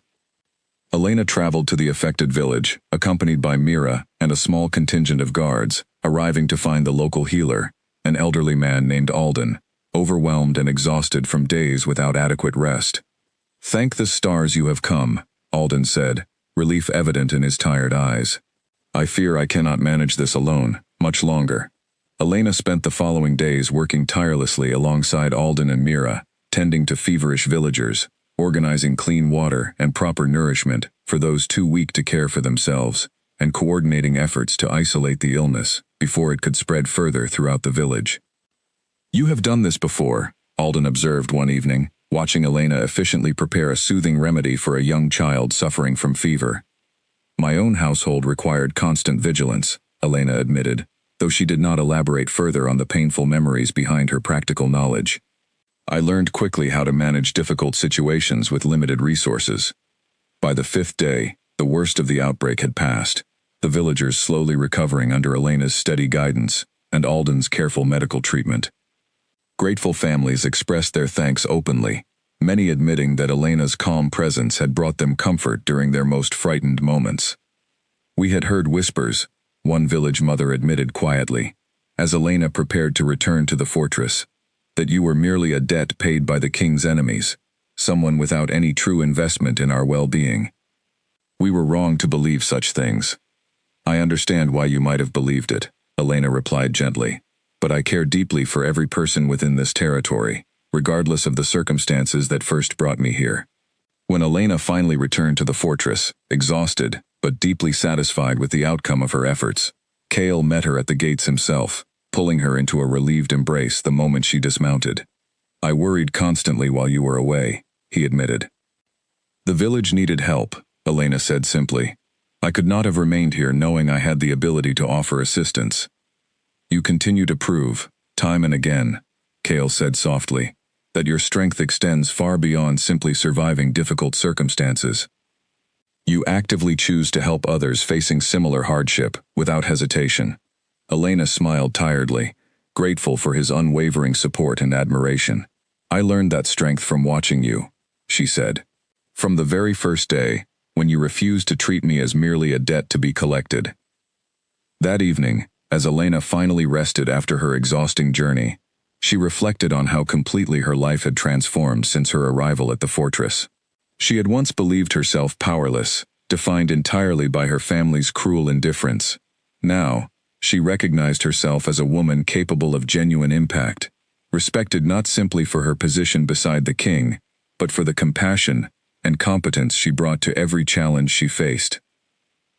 The illness that had swept through the eastern village became, in time, another story, told throughout the territory, a testament to Elena's genuine dedication to the people under her care, further solidifying the trust and respect she had earned since her difficult arrival months earlier. And as she drifted finally into peaceful sleep that evening, Elena felt, more strongly than ever before, a deep and unwavering certainty that she had found exactly the life she was always meant to live, filled with purpose, genuine love, and the unwavering strength she had cultivated through every difficult trial she had faced along the way. Winter arrived early that year, blanketing the fortress and surrounding villages in a thick layer of snow that transformed the entire landscape into something quiet and serene, a stark contrast to the turmoil that had defined much of Elena's first year within these walls. Elena stood at her window one frosty morning, watching snow drift lazily past the glass, remembering how different this same view had looked during her first winter here, when uncertainty had still colored every observation she made about her new life. A gentle knock interrupted her thoughts, and she turned to find Cale entering with 2 steaming cups of warm cider, his expression carrying the quiet contentment that had become so familiar over the recent months. "You seem thoughtful this morning," he observed, handing her one of the cups. "I was remembering my first winter here," Elena admitted, accepting the drink gratefully. "How frightened I was of the isolation, the cold, the uncertainty of what waited for me within these walls." "And now?" Cale asked, settling beside her at the window. "Now, the same snow feels peaceful rather than isolating," Elena said, smiling softly. "Everything looks different when you finally feel safe enough to appreciate it." They spent the morning together in comfortable silence, watching the snow continue its steady descent, occasionally discussing plans for the coming months, preparations needed for the villages during the harsher weather, and small, quiet dreams for their future together that had nothing to do with politics or obligation. "I have been thinking," Cale said eventually, "about establishing a proper school within the fortress grounds, one accessible to children throughout the territory, regardless of their family's standing." Elena turned to him with genuine interest. "That is a wonderful idea," she said. "Education should never depend on circumstance." "I thought you might approve," Cale said, smiling. "I would like your guidance in shaping it, if you are willing. Your own experiences have given you insight into what genuine support for children truly requires." Elena felt warmth bloom in her chest at his continued inclusion of her in matters extending far beyond simple companionship. Their partnership, she realized, had grown into something that touched every aspect of governing the territory, each decision shaped by both their perspectives equally. Over the following weeks, Elena threw herself into the planning of the school with genuine enthusiasm, meeting with village families to understand their needs, consulting with Nathaniel regarding practical arrangements, and even corresponding with scholars from neighboring territories who might be willing to serve as instructors. "You have found your true calling," Mira observed one afternoon, watching Elena carefully review a stack of proposed lesson plans spread across her desk. "I only wish every child could have the opportunities I never received," Elena said simply. "If I can help provide that, even in some small way, it feels like the truest purpose I could ask for." The school opened its doors just as winter began to soften into early spring, welcoming children from every corner of the territory, regardless of their family's wealth or standing. Elena watched with quiet pride as the first group of students arrived, their faces bright with curiosity and excitement, so different from the fearful, guarded expressions she remembered from her own childhood. Cale joined her at the entrance that first morning, watching the children settle into their new classroom, with genuine warmth reflected in his expression.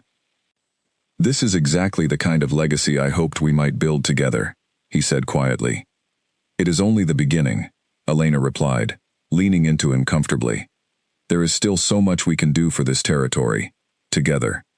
As spring bloomed fully across the northern lands, bringing renewed life to fields once threatened by conflict and illness, Elena found herself reflecting often on the remarkable transformation her life had undergone since that frightened morning when banging on her father's door had first shattered everything she once knew. She thought of the family who had discarded her so easily, understanding now with complete clarity, that their inability to recognize her worth had never reflected any true deficiency within herself, only their own limited capacity for genuine love and appreciation. She thought of Cale, the man everyone had warned her would be ruthless and cold, who had instead shown her patience, respect, and a depth of devotion she had never imagined possible. She thought of Mira's steady friendship, Nathaniel's genuine respect, and the villagers who had come to trust her not because of her position, but because of the genuine care she consistently demonstrated toward their well-being. Most of all, she thought of herself, the woman she had become through every difficult trial she had faced since arriving at this fortress, no longer the frightened, silent girl who believed herself worthless simply because her family had treated her as such. One evening, as she and Cale walked together through the newly blooming garden, Elena paused beside the same stone bench where so many significant conversations had unfolded throughout her time at the fortress. "Do you ever wonder," she asked quietly, "what might have happened if my father had never fallen into debt, if I had never been sent here at all?" Cale considered the question thoughtfully before responding. "I try not to dwell on paths not taken," he said. "But I know, with complete certainty, that I am deeply grateful for whatever circumstances led you to arrive here, regardless of how painful their origin may have been." "As am I," Elena admitted, "though I wish it had not required such pain to eventually find this happiness." "Perhaps," Cale said gently, "the pain itself is what allowed us both to recognize genuine happiness so clearly, once we finally found it." Elena smiled, leaning into him as the evening sun cast warm golden light across the garden they had both come to cherish deeply. "I suppose you are right," she said, "though I hope, for our future children, that they never have to endure such pain to eventually find their own happiness." Cale's expression softened at the mention of children, a future neither of them had explicitly discussed before that moment. "Do you think of that often?" he asked carefully. "A family of our own?" "More often than I probably should admit," Elena said, a soft blush rising to her cheeks. "Then let us hope for that future together," Cale said warmly. "Built on the same genuine love and safety we have worked so hard to establish for ourselves." As the sun continued its slow descent behind the fortress walls, Elena felt an overwhelming sense of gratitude settle deeply within her chest. Gratitude not simply for the love she had found, but for the strength she had discovered within herself throughout the difficult journey that had led her here. She had arrived at this fortress, believing herself sold away, discarded, and unworthy of genuine care. She would leave this chapter of her story, and enter every chapter that followed, as a woman who understood, with complete and unwavering certainty, exactly how deeply she was loved, exactly how much she had to offer the world around her, and exactly how far she had traveled from the frightened girl who once stood silently at the top of a staircase, listening to her own fate being decided without her consent. Elena Voss had been sold by her family as a means to settle a debt they no longer wished to carry, but in the process, she had discovered a life, a purpose, and a love, far greater than anything her family could have ever imagined possible. And as she stood there in the fading evening light, wrapped securely in the arms of the man everyone once called Ruthless, yet who had shown her nothing but genuine devotion since the very first day they met, Elena finally understood that her story had never truly been about being sold at all. It had always been about finally being found, by the one person who recognized her true worth from the very beginning, and who had spent every day since proving that recognition through patient, unwavering love. Before the true weight of Lord Drake's ambitions had ever reached the fortress gates, there had been smaller signs of the coming storm, signs that Elena, still adjusting to her new life, had not yet learned to recognize for what they truly were. It began with a series of missing shipments along the eastern trade routes, cargo that should have arrived safely at the fortress markets, disappearing without explanation. Elena first noticed the growing tension among the advisors during a meal she shared with Cale one evening, his expression distracted, despite his attempts to remain present in their conversation. "Something troubles you," she observed, setting down her utensils. Cale hesitated before answering, still unaccustomed to sharing the full weight of his concerns so openly. "Several merchant caravans traveling from the eastern villages have failed to arrive as scheduled," he admitted finally. "Nathaniel believes it may simply be delays caused by weather, but I suspect something more deliberate." "Do you believe Lord Drake is responsible?" Elena asked. "I cannot yet be certain," Cale said, but the timing coincides suspiciously with recent tensions along our shared border. Elena listened carefully, recognizing this as an early opportunity to prove herself capable of contributing meaningfully to matters beyond simple companionship. "Perhaps I could speak with some of the merchant families directly," she offered. "They may share information with someone who approaches them without the formality your position requires." Cale considered her suggestion thoughtfully. "That could prove valuable," he admitted, "though I would want guards accompanying you, given the uncertainty surrounding these disappearances." The following days found Elena traveling to the merchant quarter within the nearest village, accompanied by a modest guard escort, meeting with families whose livelihoods depended entirely on the safe passage of goods along the eastern routes. "We have heard whispers," one merchant admitted quietly, glancing nervously toward the guards stationed at a respectful distance, "of armed riders demanding tolls along stretches of road that have always been free of such demands." "Riders bearing whose banner?" Elena asked gently. The merchant hesitated, clearly torn between fear and the desire to be helpful. "We did not see clearly enough to be certain," he admitted. But the riders spoke with an accent common to the Eastern Territories, the same region where Lord Drake holds influence. Elena thanked the merchant for his honesty, promising that his information would be taken seriously, before continuing her conversations with several other affected families throughout the day. By evening, she had gathered enough consistent testimony to feel confident in bringing her findings directly to Cale and his advisors.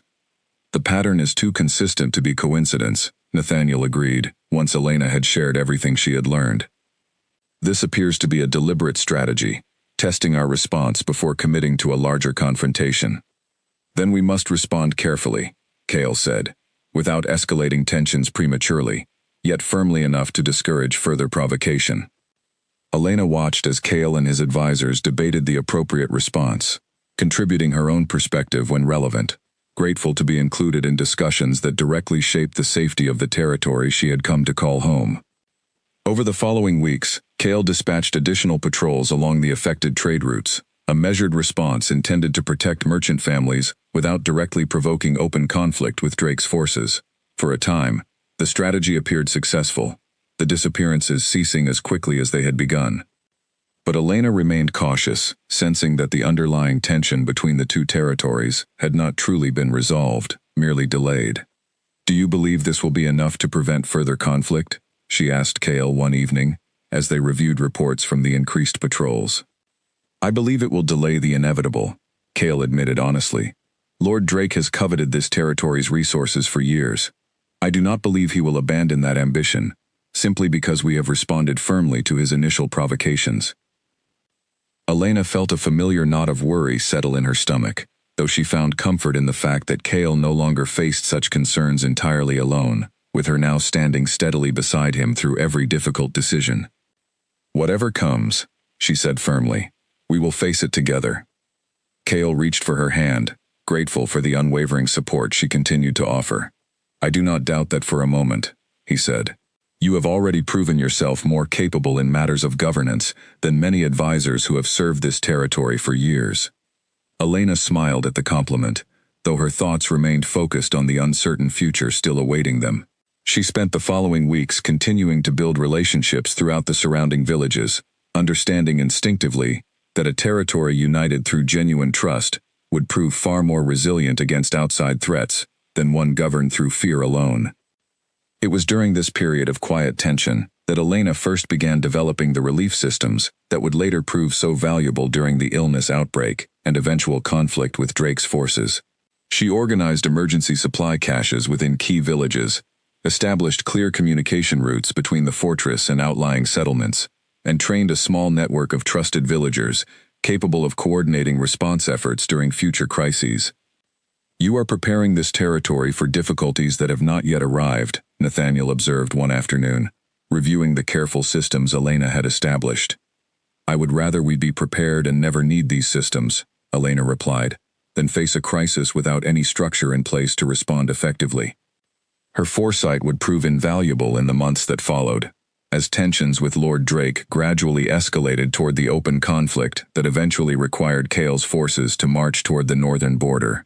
The very systems Elena had established during this quieter period allowed villages to respond quickly to both the illness outbreak and the eventual attacks, minimizing suffering and ensuring resources reached those who needed them most.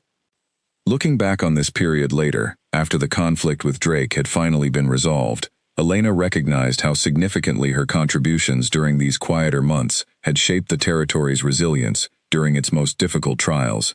She had not simply become Cale's companion during this time, but a genuine partner in ensuring the safety and well-being of everyone under his protection.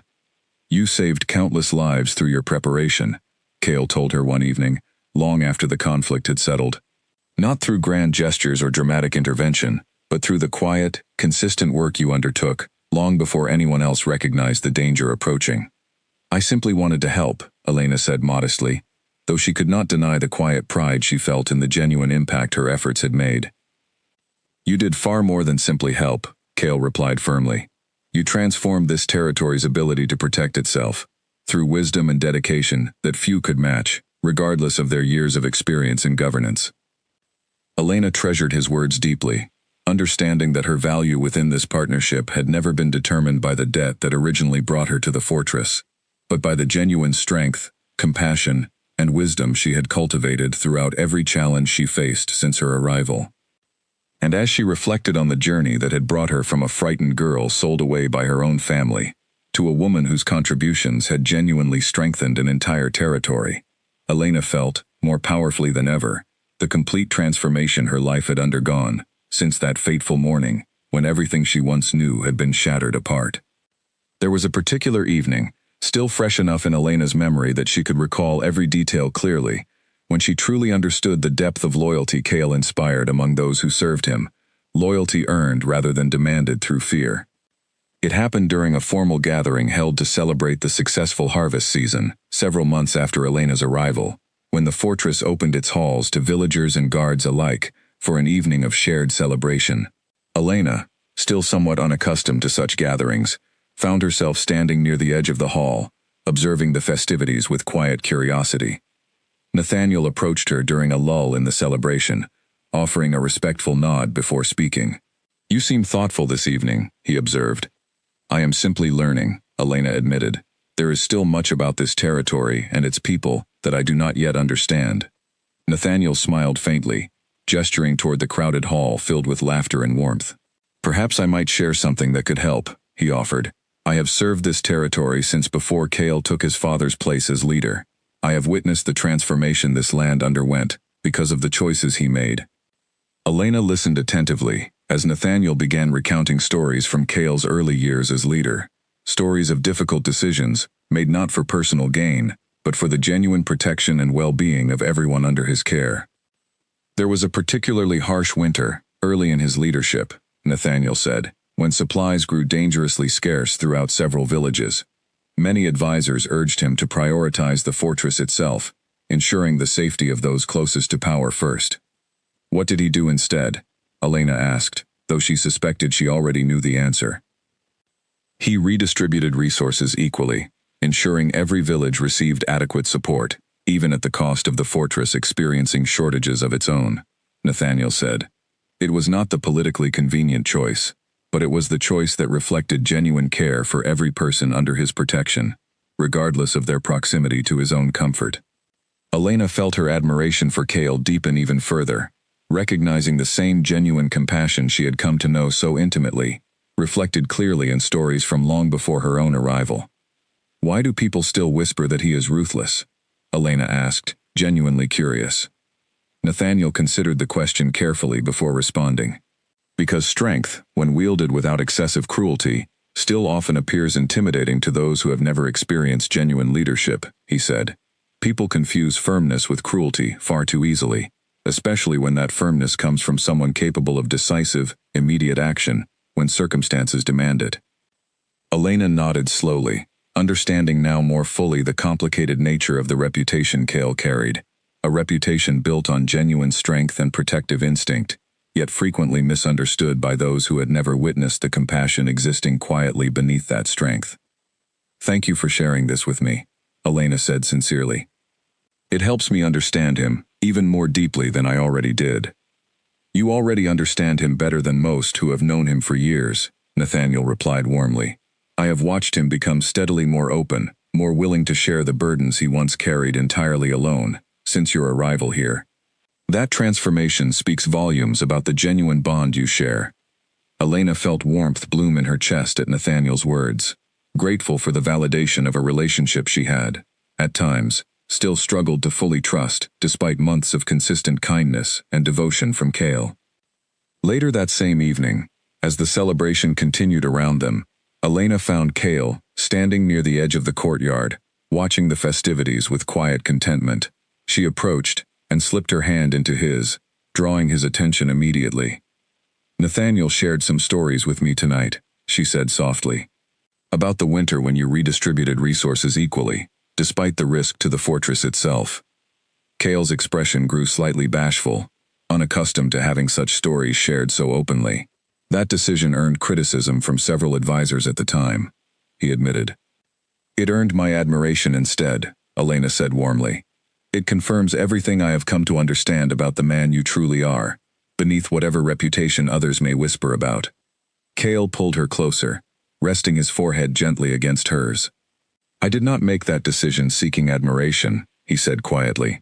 "I simply could not bear the thought of some villages suffering while others remained comfortable, simply due to circumstances of proximity, rather than genuine need. That is precisely why I love you," Elena said softly.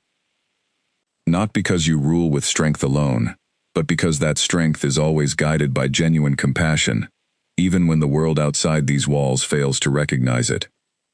They remained together at the edge of the celebration, watching villagers and guards mingle freely, the warmth of genuine community surrounding them entirely. Elena felt, in that moment, the full weight of how completely her understanding of Cale had transformed since her frightened arrival months earlier. Transformed not through grand gestures alone, but through countless small moments of consistent kindness and genuine care. As the celebration eventually wound down, and guests began departing back to their homes throughout the surrounding villages, Elena and Cale walked together through the quieting halls of the fortress, the earlier warmth of celebration settling into comfortable, peaceful silence between them. "I am grateful," Elena said softly, as they reached the entrance to her chambers, "not simply for the love you have shown me, but for the example you continue to set, proving that strength and compassion are not opposing forces, but rather, complementary qualities that genuine leadership requires." "I could not have fully embraced that truth without your presence reminding me of it daily," Cale replied warmly. "You have taught me as much about genuine compassion as I hope I have taught you about safety and trust." They shared a gentle, lingering kiss before parting for the evening, both carrying with them a renewed appreciation for the partnership they continued building together.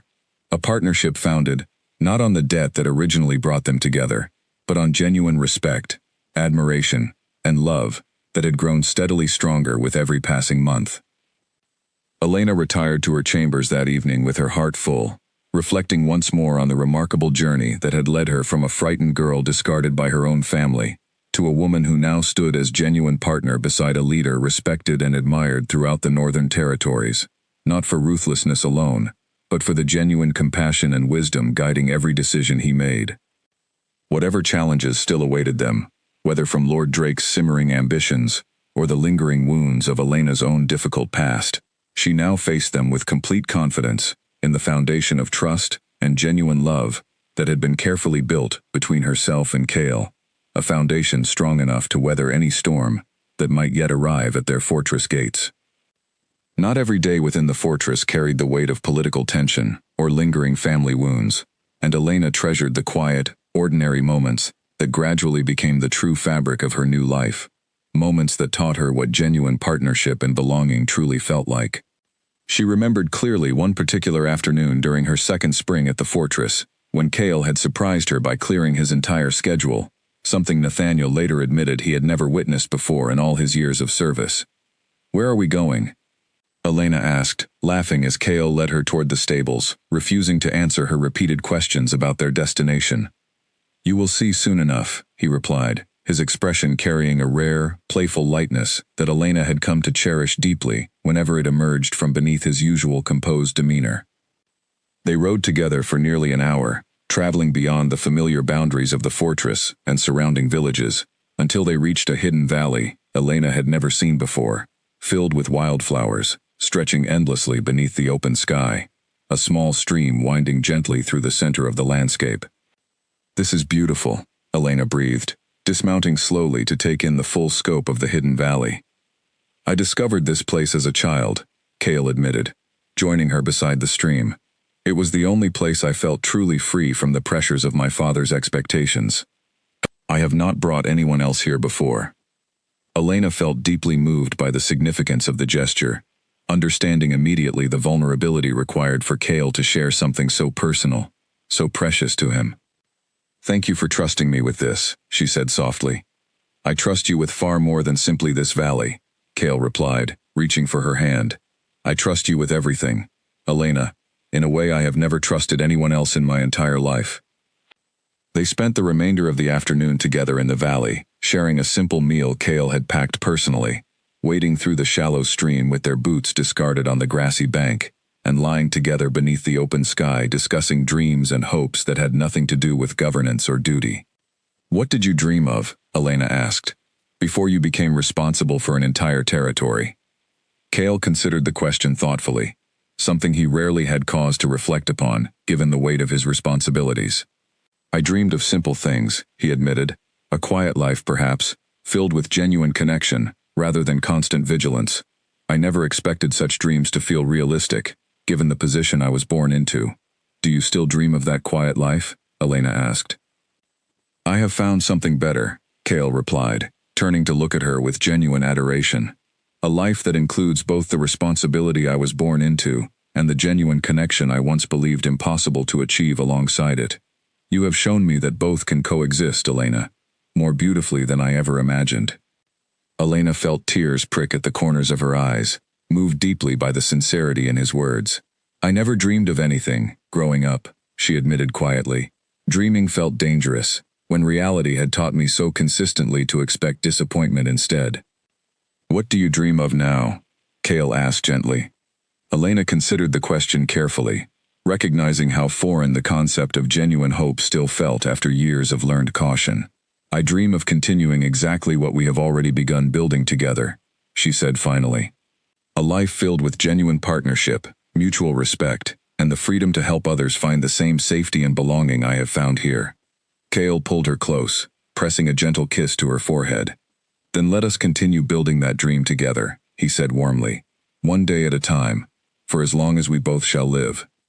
They remained in the hidden valley until the sun began its slow descent toward the horizon, reluctant to return to the responsibilities awaiting them back at the fortress, yet grateful for the precious afternoon of genuine peace and connection they had shared entirely for themselves.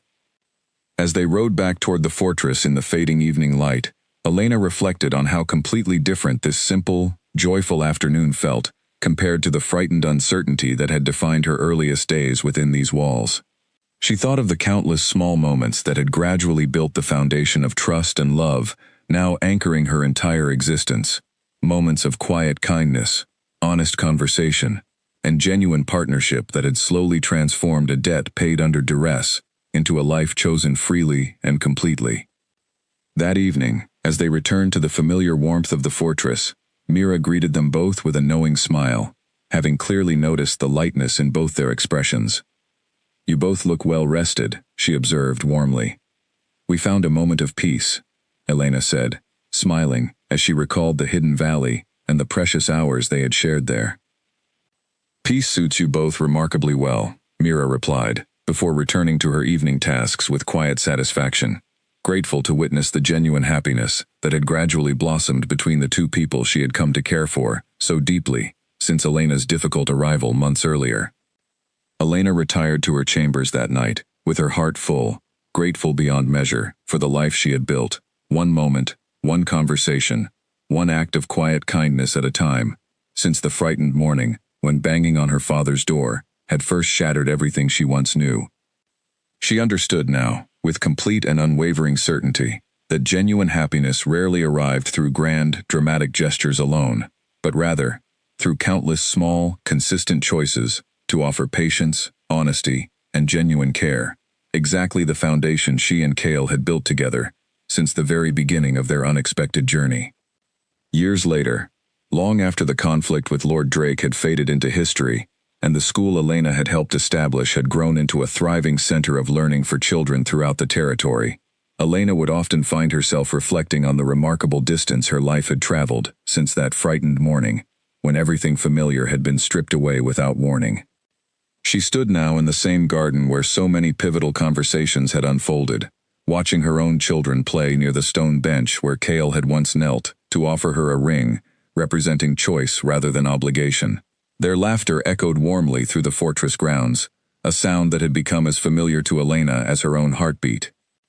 Grace visited often now, having eventually found her own courage to build a life independent of their parents' expectations, settling nearby with a kind merchant she had met through Elena's continued connections throughout the territory.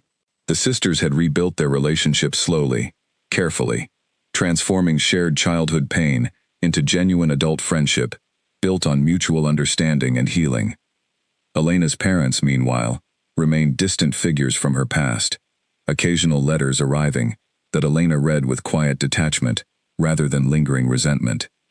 She had long since released the need for their approval or reconciliation, understanding fully that her worth had never depended on their recognition, only on the genuine love and respect she had cultivated within her own chosen family. Mira remained a constant, cherished presence throughout the years, her wisdom and warmth continuing to guide Elena through every challenge and celebration alike. Nathaniel had grown into a trusted friend as much as an advisor, his early stories about Cale's genuine character having proven prophetic time and again throughout their years, building the territory together. Cale himself had grown, if possible, even more devoted with each passing year, his ruthless reputation gradually softening throughout the northern territories, as villagers and neighboring leaders alike witnessed firsthand the genuine compassion and wisdom guiding his leadership. The conflicts that once threatened the peace of their land had settled into steady, respectful alliances, built not through fear, but through consistent, principled strength that others had learned to trust, rather than merely fear. "Do you ever think back?" Cale asked one quiet evening, joining Elena in the garden as their children's laughter continued echoing nearby. "To that first night you arrived here, frightened and uncertain of what awaited you." "Often," Elena admitted, leaning into him comfortably. "It helps me appreciate exactly how far we have both traveled since then." "You transformed everything about this territory," Cale said softly, "not simply through the systems and support you established, but through the genuine example you set, proving that strength and compassion could coexist beautifully, even for someone who arrived here carrying such deep wounds from her past." "We transformed it together," Elena corrected gently. "I could not have found this healing without your patience, your genuine respect, and your unwavering commitment to treating me as your equal from the very beginning, rather than as the debt I once believed myself to be." Cale pressed a gentle kiss to her temple, watching their children continue playing joyfully nearby. "I am endlessly grateful," he said quietly, "that your family's cruelty, painful as it was, eventually led you here, to this life we have built together." "As am I," Elena replied softly, "though I hope, for every child born into difficult circumstances, that they too might eventually find the same healing and genuine love we discovered together, however unexpected the path leading there might be." They remained together in the garden as the evening settled peacefully around them, two people whose lives had been shaped by very different forms of hardship, yet who had found, in each other, exactly the safety, respect, and genuine devotion they had each spent their entire lives searching for, without fully realizing it. Elena Voss, once sold away by the very family meant to cherish her, had not simply survived the circumstances that first brought her to this fortress.